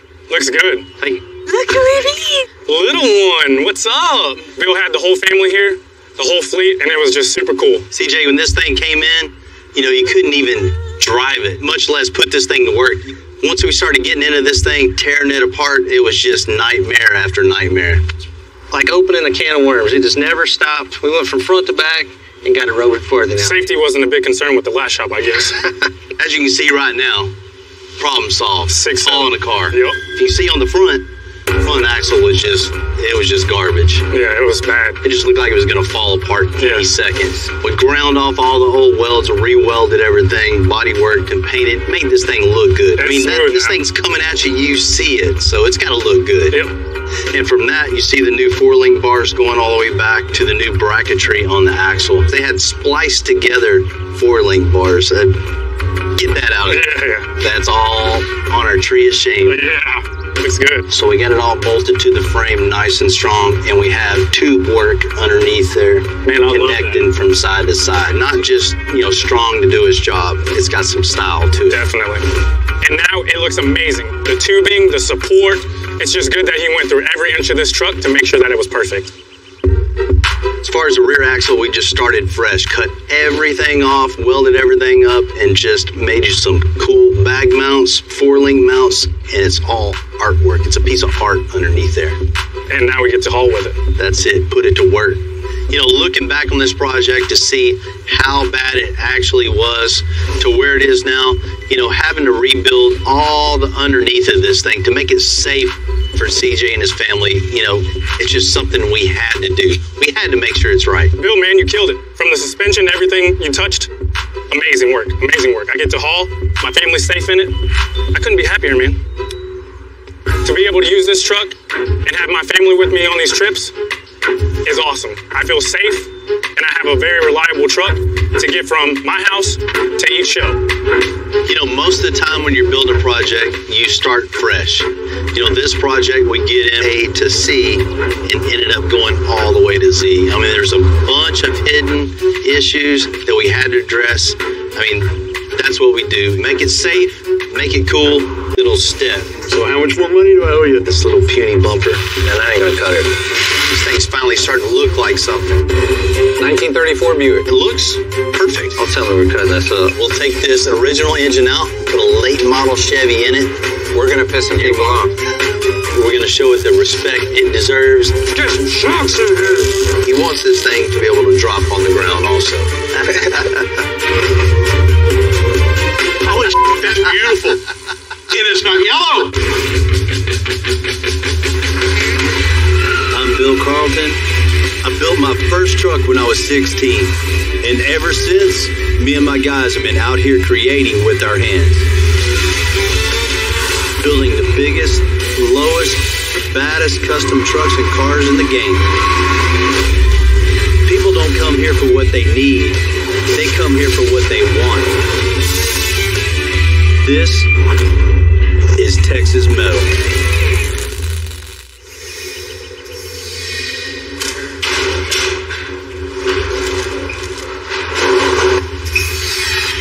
That's them, huh? That's it, man. 8-inch springs. Yes, sir. That's what we need. It's perfect. It's going to put this thing in the perfect ride height. Let's go ahead and get these things underneath here. Get little one. Let's knock this thing out. Let's get it bolted up. Everything is extra large on this 1996 International dump truck. It's one of the biggest builds we've ever done size-wise. All right, let's go. We have these leaf springs arched an extra 8 inches. You know, it's not every day we get to convert a huge old work truck into a show-quality, flatbed, militaristic truck. But man, when we're done, there's not going to be another one like it. That was kind of difficult. That was a little difficult. You ready for the next one? Yeah, let's do it real quick.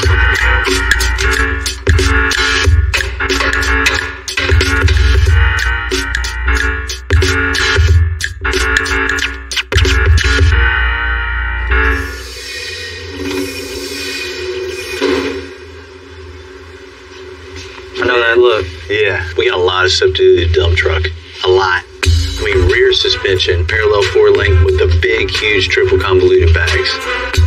You're doing the whole rear end, hangers, 4-link, bag mount, shock mount. It'll take twice as long to do the back of that truck. Twice as long to do everything on the truck. Build the bumper, paint the thing, the whole interior.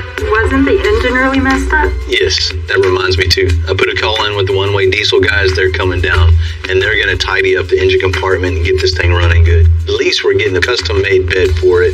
It's going to be really cool. Front suspension's done, but, you know, everything's taking so much longer. Everything's bigger, heavier than we're normally working with. I had a feeling you're fixing to tell me like you need it tomorrow or something. We got a little time on it, but it's getting way, way behind for sure.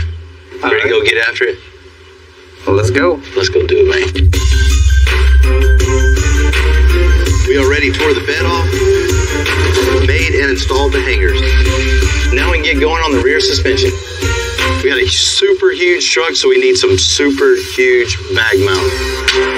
You know, we usually use 3/16 D plates for the bag mounts, but on this one, we're going to make bigger, thicker circle plates out of 5/16. This is the foundation of everything. This is going to support every bit of the truck's weight, so this thing needs to be super strong. Then we'll have our spacer to simulate the bag when it's at ride height. Gonna mount that up underneath the frame where they're gonna be. And this thing looks so beefy in the back. I want to continue the bag mounts to look beefy too. So I want something just mean looking, right? Hell yeah. So I think we ought to come right off the axle up to the bag mount and then all the way across to the other bag mount and then down to the axle. Okay. Just with two. Got it. We'll just bend it. We're not going to roll it or anything because it's a boxy truck, so we'll continue with just square bends. It's still going to look really cool and be really strong.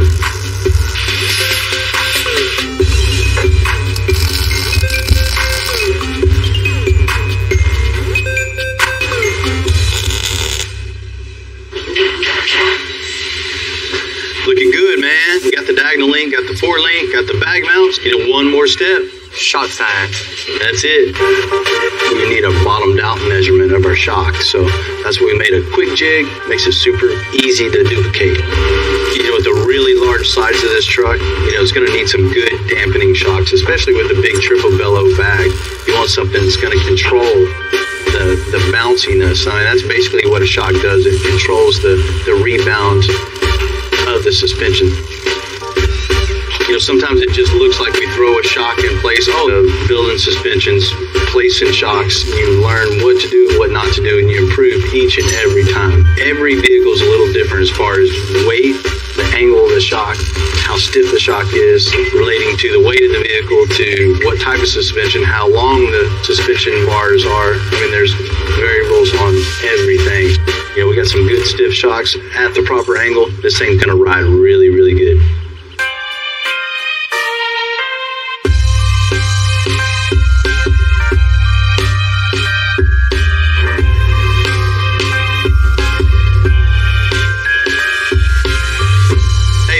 Hey man, what's going good trip for you? Oh, absolutely. Great roads all the way up to Houston from Oklahoma. Man, I sure appreciate you coming down. I think we may have built exactly what you need for this build. Cool, man. Let's check it out. A lot of times, we just build the new truck beds. But interest of time, I designed one that Billy made just for this truck. Man, first thing you notice is that big wheel well. Exactly. I hope you got a big enough tire to fit this. Definitely. I'll tell you, man, when I saw the drawings, I was concerned, but I know you, it's all good. Got your gooseneck hitch, your receiver hitch built in, so be able to tow and haul with that big rig. Yeah, this thing's cool. You know, this isn't off the shelf. It's not off the shelf, I'll assure you. Certainly. Go off and get it on the truck. How much does this thing weigh, you think? I don't know. I hadn't built it before.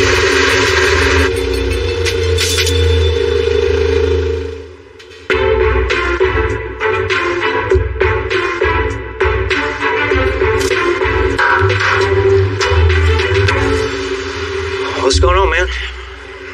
Man, I need your help, buddy. This truck is just big, mean, huge lip, big tires. This little puny bumper. Man, that ain't gonna cut it. I want to leave the holes, the hooks, the bumper mounts, everything here. Okay. So all I'll have to do is split it right here, straight down here, and then straight across. We'll just carry that all the way across. We'll split it like that, and then all we have to do is add 8 inches in the middle. Okay. Put it all right back together. I'm gonna go ahead and section it in the middle. We'll have a much more aggressive bumper that's gonna look perfect on this truck. All right, so I got my filler piece now to go ahead and connect my bottom of the bumper to the top of the bumper where I sectioned it. If I fit this properly, I won't have any issues down the road when I'm going to weld all this together. Because if it's not lined up, I'll be fighting the metal the whole time I'm welding it. All right, so I got my centerpiece in. I'm gonna go ahead and start tacking the edges right here to make it a perfect fit. Okay, so I got the bumper looking pretty good. The 8-inch section in there. I'm really happy with the way it fit. So the next thing to do is go ahead and put the side pieces on. You just gotta do it by eye. I like that fancy footwork. It's pretty close. So I'm gonna go ahead and tack it in. So everything looks pretty good. Everything's welded solid. The next step is go ahead and mount it up to the truck and see how it looks. The owner, John, wants a really unique truck. You know, one that can win trophies, but also get to work. So we're going to add a winch behind the bumper. With something this size, you never know when you're going to need one. Okay, so now that I got the bumper mounted on here and sectioned, everything's good on it. I'm going to go ahead and start mounting my winch. Try to get the winch centered up somewhat behind the bumper. So first thing is to do is go ahead and start building the brackets and go ahead and mount the winch. Man, that's perfect. Get this over to Rudy, get it burned out, and get it on the truck.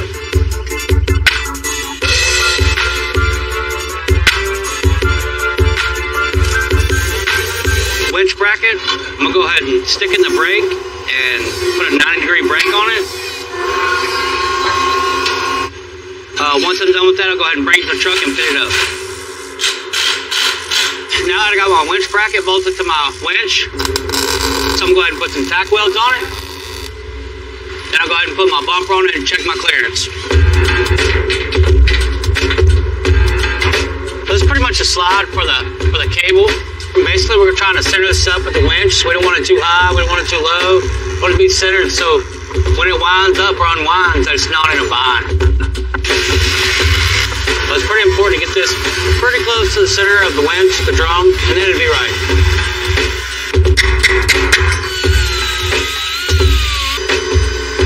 I overcut it just a little bit so the winch cable doesn't fray or catch on the metal.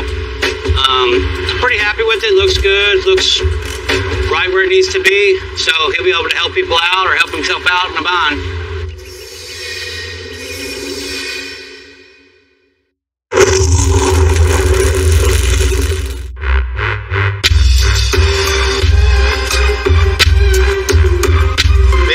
Transforming the overall look of this 1996 International dump truck is so now it's 9 feet long, which is about 3 feet shorter than it was. 9 foot, 109 inches. We're cutting the frame and boxing it in so it'll look like it came from the factory like this. and it'll be just as strong. Close your gap up. You know, in the early days of a big build like this, it can be hard to see how we're going to turn the old dump truck into a mean military-looking truck. But you got to keep the faith and just make it happen bit by bit.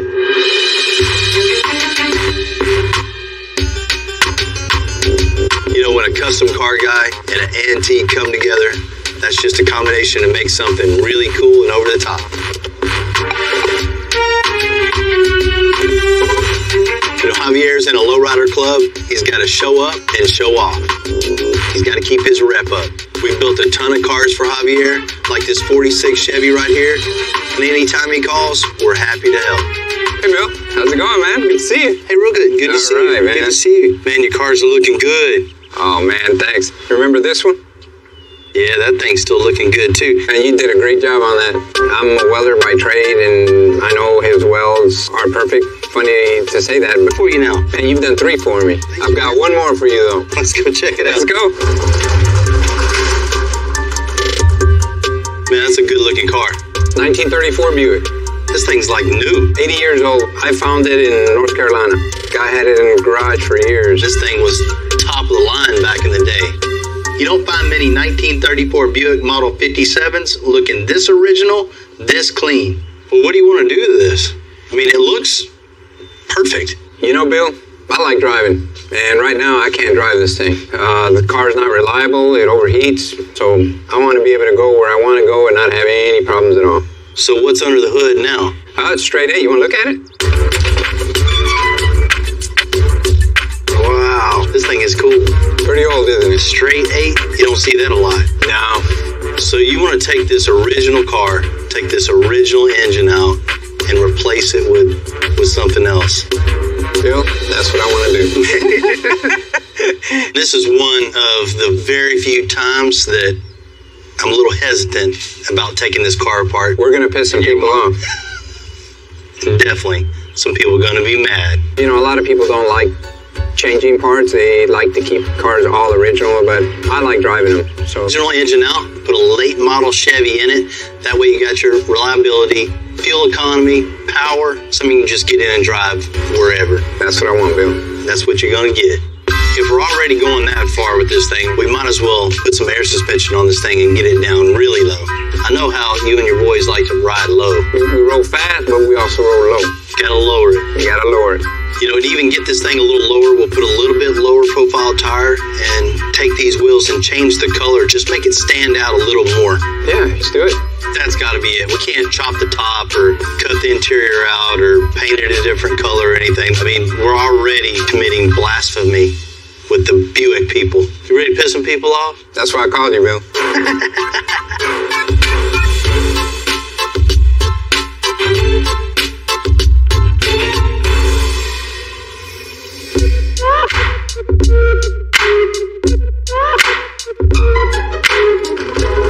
Man, bringing a car in this old, this original, this cool, it's a shame just to do anything to it other than wash it.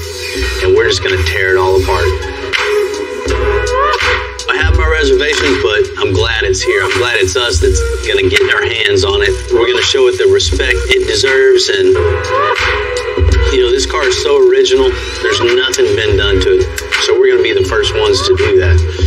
All our parts and pieces that we're going to build are going to make sure the car is done perfect. Didn't you guys have one of these when you were little? Brand new? Man, first gotta wash this thing, clean it up a little bit, a little maintenance, right? Customer's got a different idea on that one. Don't tell me we're cutting this up. That's what he wants, man. The problem with this thing is the straight 8 in it is just not reliable for him. He wants something he can just get in, you know, turn the key, start it up, cruise wherever he wants to go, and not have to worry about all the issues that come with the old technology here. So what we're going to do is pull this out, put a late model LS in it, something he can just get in it, hit the key, and go wherever he wants, not have to worry about overheating or anything. We're going to replace the rear end, give him something a little more strength to it, man. This one definitely won't hold up to the power the LS puts out. You know, new drive line, the whole new running gear, disc brakes, front and back. He wants this thing to be able to drop on the ground also. So we got to replace the straight axle in the front of this thing, replace it with independent front suspension and air suspension on top of that. So when he gets where he's going, drop this thing on the ground. Hell yeah. Man, you really don't have any issue cutting this thing up, huh? If it ain't cut, it ain't custom. I hear you, man, but you know, we want to give it a little extensive style. You know, something maybe like a coil pack cover to maybe go with the styling of the car. It'll make not as many people hate us for putting an LS on this thing. It doesn't matter what we do. They're going to hate us for pulling this one out. Let's get this thing up on the rack, start tearing it apart. Cool. First things first, the little one's got to rip out the old suspension and then the motor. Man, it's crazy this old car has a gearbox style mechanism on the top of it. Usually they just have a bushing and a straight bolt, but since this is definitely not a gearbox, it's more than likely something with gears and oil. Man, they were smart back then.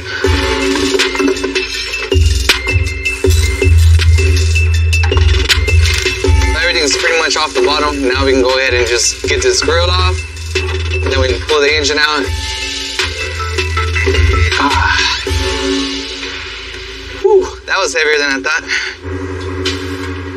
Man, dude, look at all those springs. And they don't really make them like this anymore, do they? No, they don't at all. Here, let's get this on so we can get this motor out of here. All right.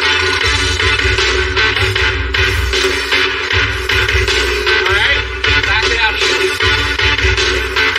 It was like a Cummins engine, so huge. I don't think I've ever seen one like it, man. I wonder if Al Capone used this car. Probably not, man. We don't see any bullet holes in this engine.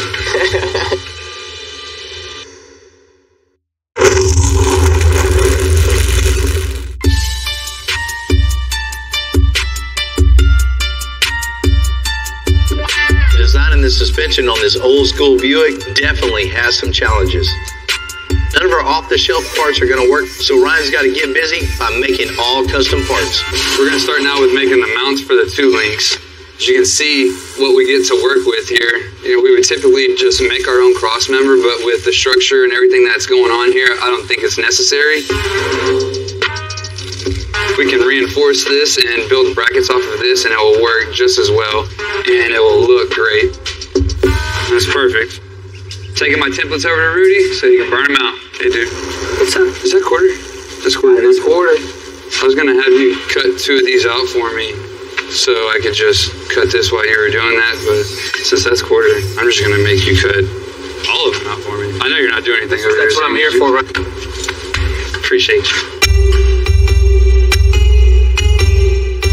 Once I get all my curves and lines figured out, I'll trim everything up, transfer it over into the program, cut Ryan's pieces out, clean them up, take them over to him.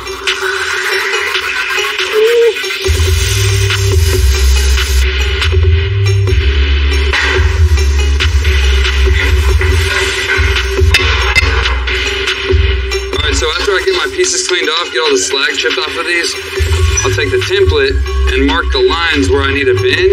I'll use that other little template that I made. I'll take it over to the big brake and I'll just slowly bend it until I get the right radius that I want.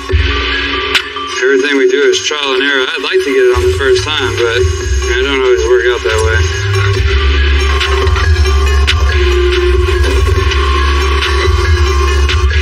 Cut that out with the plasma cutter. And tack it in. Alright, so we got the plates welded into the frame, stiffen it up. Also gave us a mounting point for our two-link tabs. The tabs basically will weld to the frame, and this is going to be your mounting point. This is your pivot point here. So this is where it's going to connect to the rear end. We'll start here and move our way to these other cars are built and just so rigid. It's a really rough ride. This would be like night and day difference. It would be riding on a cloud versus riding in a wagon barrel down a gravel road, you know, so I think what we're doing here is a little better.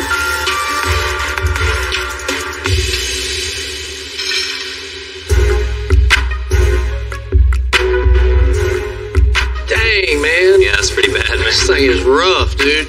The diesel in this dump truck came to us in rough shape. There was a lot of creative fixes and even garden hose under the hood. John, the owner, wants to keep this engine and make it reliable, so I asked the Wells family to come on in and get this thing running right. bro. What line was he? No, I can see why they call it the dump truck. This thing is terrible, man. Got some electrical tape there. On a fuel hose? That's a hazard just waiting to happen. Yeah, we've got our work cut out for us, man. First things first, let's get this big honking piece of trash off here. Let's clean that up with a newer, updated intake.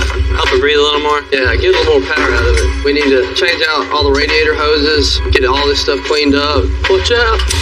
It'll give it a little more appeal under the hood. That insulation is not going to work. We're going to have to rip that out. We'll probably have to do something about the heat, so we'll heat wrap this sound pipe. What we have here is exhaust wrap that's a firewall, getting your feet nice and hot. It also helps clean up your engine bay and make it look a lot nicer. All right, now we got all the ugliness out of it. It's time to start cleaning her up and moving forward. What we have here is a K&N air filter. They are really good about airflow. They allow air to get in and keep the most dirt and grime out of the engine. She's a lot better than she was. That's right, bro. Let's get the hose on there.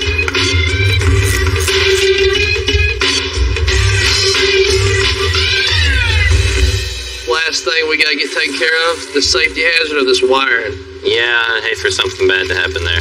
These wires, when they're bunched together, can cause a break in the circuit and them to short out. The short, it can create a spark, and right here by the fuel system, it's a terrible thing to happen. So I'm gonna trim this off, put us a butt connector in here, a heat shrink one, so we can keep this sealed off from the element, move the wiring and take the slack out in other places so it's a smoother transition from here to main harness. And then get it all nice and zip tied out of the way so it doesn't look like trash. Well, that's it, man. I think we got it all. We ended up having to do a few extra things to it, but I think it was well worth it. Now it's not going to catch on fire. It looks 10 times better, a lot safer. It's ready to go, man. School bus yellow isn't going to cut it on the dump truck. It needs a big color change to give it that militaristic, overall mean look. What's up, man? How's it going? Good, man. I got the color for the old dump truck. A metallic gun barrel gray is really going to be the way to go on this. Not just that, but I think I want to go with the two-tone. Two-tone? Black bed, black running boards, and the very, very roof I want all black also. Damn, it's going to look enojado. What's that? Real mean. Real mean. That's it, right, buddy. Do it to it. Got it.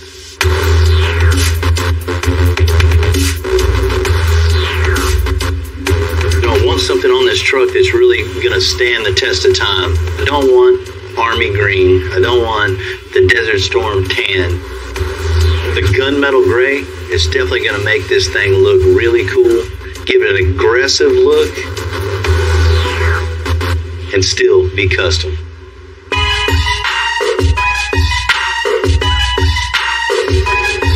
John, the client, said he wanted this international dump truck to be unique. We're definitely heading in that direction. Now it's time for the custom flatbed. Next project is getting this thing on the truck, which is not going to be an easy task because it's got such a long bed in the back, we can't pick it up from the rails. You got to spend extra time to do every little step. You know, just picking the bed up is just one more example of how much work goes into something like this. We're about to see if it'll work.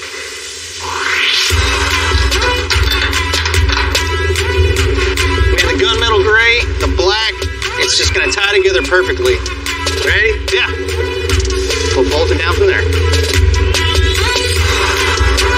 Go down.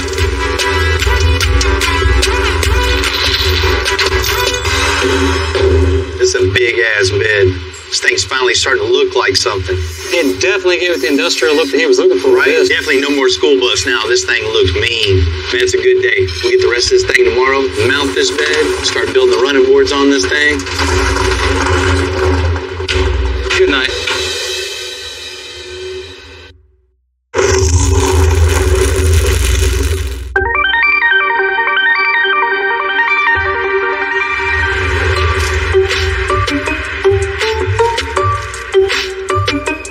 This truck's so tall, we're going to need some extra steps going in. So we're going to make some running boards / steps. And I'd like to make it one solid piece. The problem with that is the cab's 7 foot long and our equipment's running boards out of 2 pieces. It just takes extra time to get everything 100%. And this truck flexes a lot. So over time, it wouldn't line up as if it would if it was one piece. I'm gonna go see my old buddy Ernest at Diamond Sheet Metal. He always helps us out. I've known Ernest since I was a kid. He's one of the Northside experts I can always count on. What we got going on? Man, I'm working on Old International. Thing's way off the ground. It's a huge truck. Way off the ground, all right. So I need some running boards / steps integrated in it. Okay. I need 2 pieces, 7 foot at a 14 gauge. We can break it up to 12 foot, 10 foot, whatever you need. Well, I only need 7. I know you got the big brakes, the big shears. So whenever I can't do it, I come see you. We can handle it. Well, thank you, man. All right. Give me a call, man, when you got it. I'll do it, man. Take care. When Bill shows up in my shop, I know it's something I gotta hurry up and do, so I usually stop, produce whatever he wants. Back in the 70s, that's how long I've been knowing Bill. He used to lower bikes, stuff like that, and I knew he had a great future in it, because if he can do it with a bicycle, he can do it with a car. We're making all these marks, they gotta be right on the money. These are where the brakes are gonna be. If you don't mark them off right, we gotta start all over. We got a mark here with a circle, it's gonna be bent up. No circle, it's gonna be bent on the other side, bent down. If you don't bend these things right, all the money and material is wasted.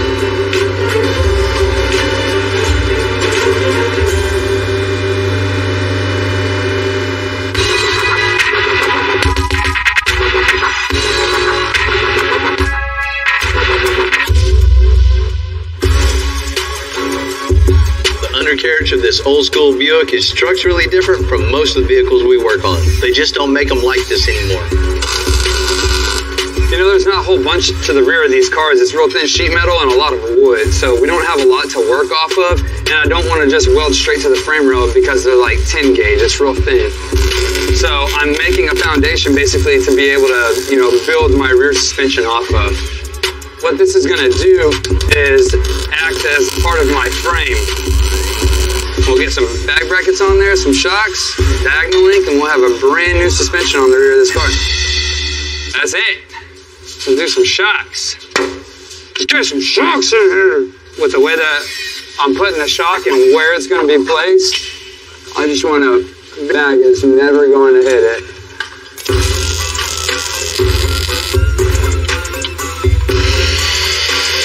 Even though we do a bunch of air suspension here, every application is different for the most part. The concept is the same, but actual building it and getting into it and making it functional and making it work and the geometry staying the same, it's all different. That's what keeps this job, interesting and makes it fun to come to work every day, because it's not that repetitive, same old, every single day.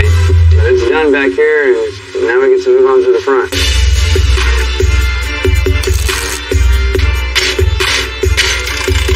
We got the lower control arm bolted up and the spindle bolted up. As you can see, where the frame comes and where my lower control arm is, there's no room for a bag, there's no room for anything. So, just like everything else, we're gonna have to make it work.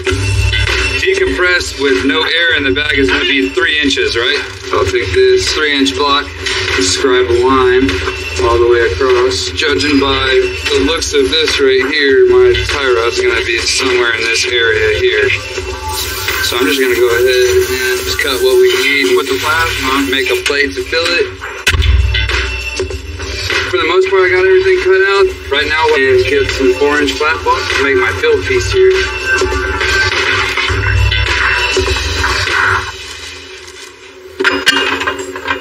Nice fit. Everything is going to be built off of this plate right here for our upper bag bracket. So this is critical in making sure that this is fit up properly and welded in properly. So that's what we're going to do. We're going to trim it back, get a nice fit up, get it tacked in, then we'll weld it off. And whenever you're welding, you want to get a nice weld, a nice fuse. You want to go from metal to metal. You don't ever want it to overlap completely and then just weld the outside. It's not going to get anything in there. It's not fusing anything. What I'm looking for on this is just trying to match the same radius here. Just I want that same roll all the way through so it looks like nothing was ever touched. It looks like it came like that. So just start on the flat spots first. I like to knock it down and make sure it's flat and then start rolling. So once I get it kind of close, I'll come back with the flat disc and then clean it up and get rid of most of these lines. Hit it with a DA or a wire wheel. I mean, that's pretty much it. I've been liking it. Looks real nice.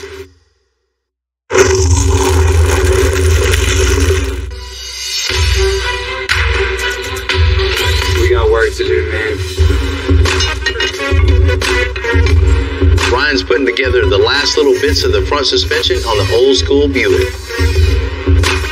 So this is exactly where it's gonna be right here. Now everything's in place. I can just attach to the top of the frame, get that tucked in there, throw a shock mount on here, and drop our motor in here pretty soon. Yes, sir. Man, I get it. I totally know what you're talking about. You know what we can do? We can just pause on it, let you think about that. Once you think about it, let me know. We'll get back on it. All right. Just the person I'm looking for. Man, I just got off the phone with Javier, with the Buick. He's not real sure of what engine he wants to put in it, so he wants to put that thing on pause for a minute. The customer needs some time to make the right decisions on the right engine, so we're going to give that to him. I get it, man. He wants to think about exactly what he wants. We don't want to give him nothing that he's not 100% sure about. The extra time always takes a toll on the bottom line, but that's what we're doing to make it right. Trust me, this thing will be perfect when it's finished.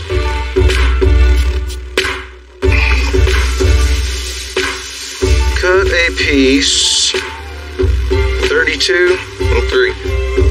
Don't chop it on top of the panel board. It was a working dump truck, so the interior left a lot to be desired. Just tape it to it. You definitely can't have that, so John's gonna make it right. We're building a big, badass dump truck, so we got to get something that's going to be utilitarian and follow along in design and keep up with the beating around this truck's going to get. So we're going to make some really cool door panels. The idea that we have here is we're going to make a metal kick plate. That way it's good and rugged for climbing in and out. You kick it with your boots, whatever, it's good to go. This is kind of the fun part to me, the creative part. You get in here, you get to lay this out, really actually bring your idea into fruition. With this truck, it's big, it's boxy, it's a beast coming down the road. So you open the door, you want to kind of have that same idea. It just needs to say, I'm ready to work. Next thing I'm going to do, start cutting this apart, and we'll transfer it onto the base panels, and we'll get it foamed up. Here's my foam. Time to get busy. Like I hadn't been busy already.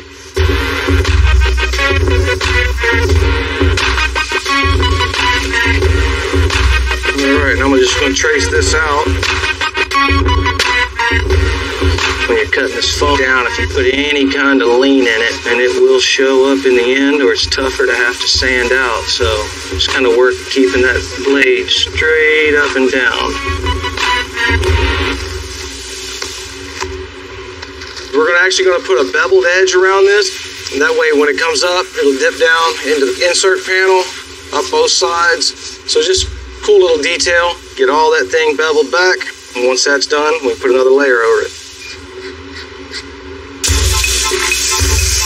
I'm going to wrap the doors in marine vinyl while Jamie's cutting out the steel for the kick plates. This is going to look really good on the door panels that John's doing.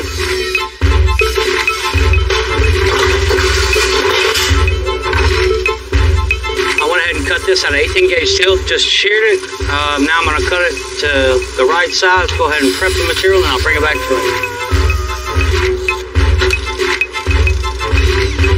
All right, looks good. I'm happy with it. I'm going to go ahead and bring John, go ahead and do a test fit real quick and go from there. See how she fits. Cool, man. Perfect fit. Cool. Well, then we go knock out the Mother 3. Can't wait to get over to the body shop and let them get this thing painted, get this door panel together. It'll look pretty cool. It's going to look nice. Man, Ernest did really, really good. I mean, all the angles look exactly perfect, exactly what I wanted. So next step is just get this up here and start shaping it. Hey, pretty soon we'll have a running board. Put your hand out there. So about 5 inches. And we made it a little bit too long so we could shrink it down, cut a little here, a little there, make this thing fit perfect. From the front fender well all the way to the bed. Man. That's a big difference. That's nice. It's going to make it real easy to get right on up in here. Next step is just shaping it perfect to the fender itself. Pretty cool little trick right there. Used to have a sign company across the street. Showed me that. Of course, we just could have squared the ends off and put it on. Taking the time to shape it, to make it fit the truck. It's like the front just right here needs to come in a little bit. as if it would have came from the factory like that. That's what I want it to look like in the end. You know, no matter what we're working on, a little extra time, a little extra cut, a little extra weld makes a huge statement in the overall project. Can't wait to see this thing black up against that gray. It's really going to finish the whole thing off. My name L1 actually means little one, and I got that name around the age of 14. Doing electrical, body shop, and paint, I always wanted to keep on learning, keep on going to the next thing. Start from the bottom, work your way to the top. You gotta know how to do every single part of the job. The first thing I learned how to do was actually sweep up a shop. If you don't know how to sweep up a shop, then you shouldn't be doing much of anything else. I'm not done learning yet. This is me with 10 years experience.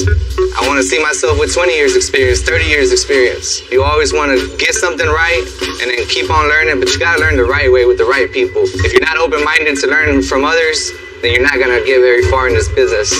I like working at Extensive. The talent here is so diverse, and it's just crazy the amount of knowledge that you can gain. If something breaks, you make it. If you can't find it, you make it. If you can't do it, you make it and you do it. And that's why we keep building the best things that come out.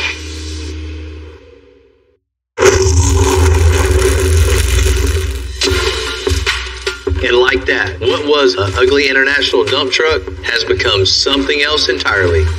Installing the seats, doors, running board, 10-inch tall tires. There won't be another custom truck quite like this on the road.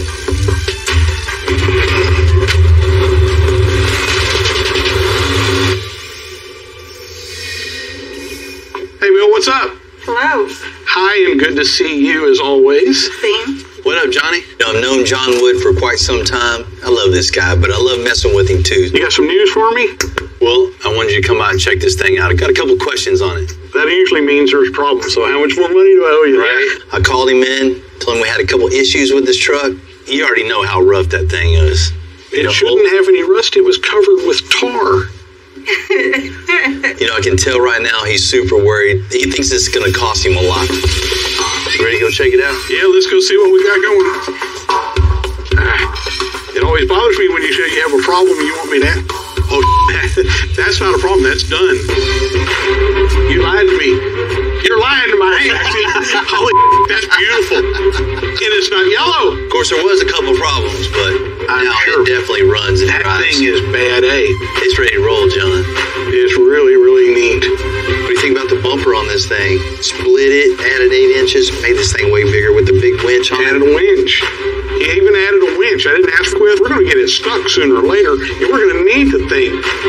I knew it was big when I saw it at the office, but in here, this thing's huge. It was already big, but it's way, way, way bigger now. The color choice was good. Right? Getting rid of the school bus yellow was most definitely an essential part of the build. Changing it to gunmetal gray and making it a two-tone, it was definitely the right way to go. Well, that's very different. Right? You had creative fixes all throughout. This thing was a fire hazard for sure.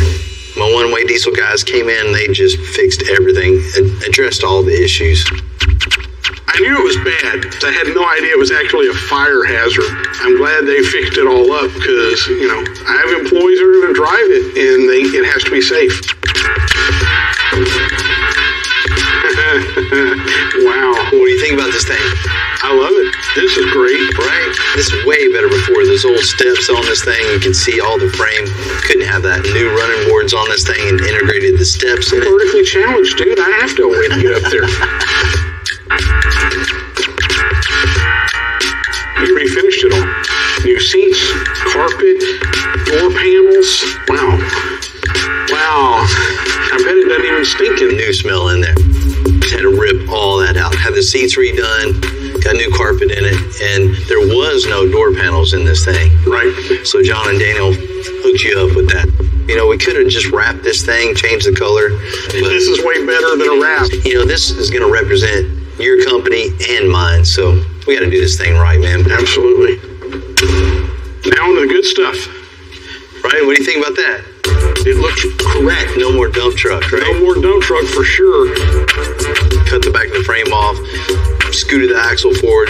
All the suspension was all handmade underneath this thing. It's got a huge 4-link on this with big triple bellow bags, so you can haul whatever you put on the back of this thing can haul it. Wow. And And ride ride super good? smooth. And the bed was built specifically for this truck. You see the big wheel well opening. Yeah. So what do you think, man? Is this going to work for you? Absolutely. I'm afraid to scratch it now. The bed scale matches the truck scale with the giant wheels and tires. It's a functional truck, and we're going to work this truck.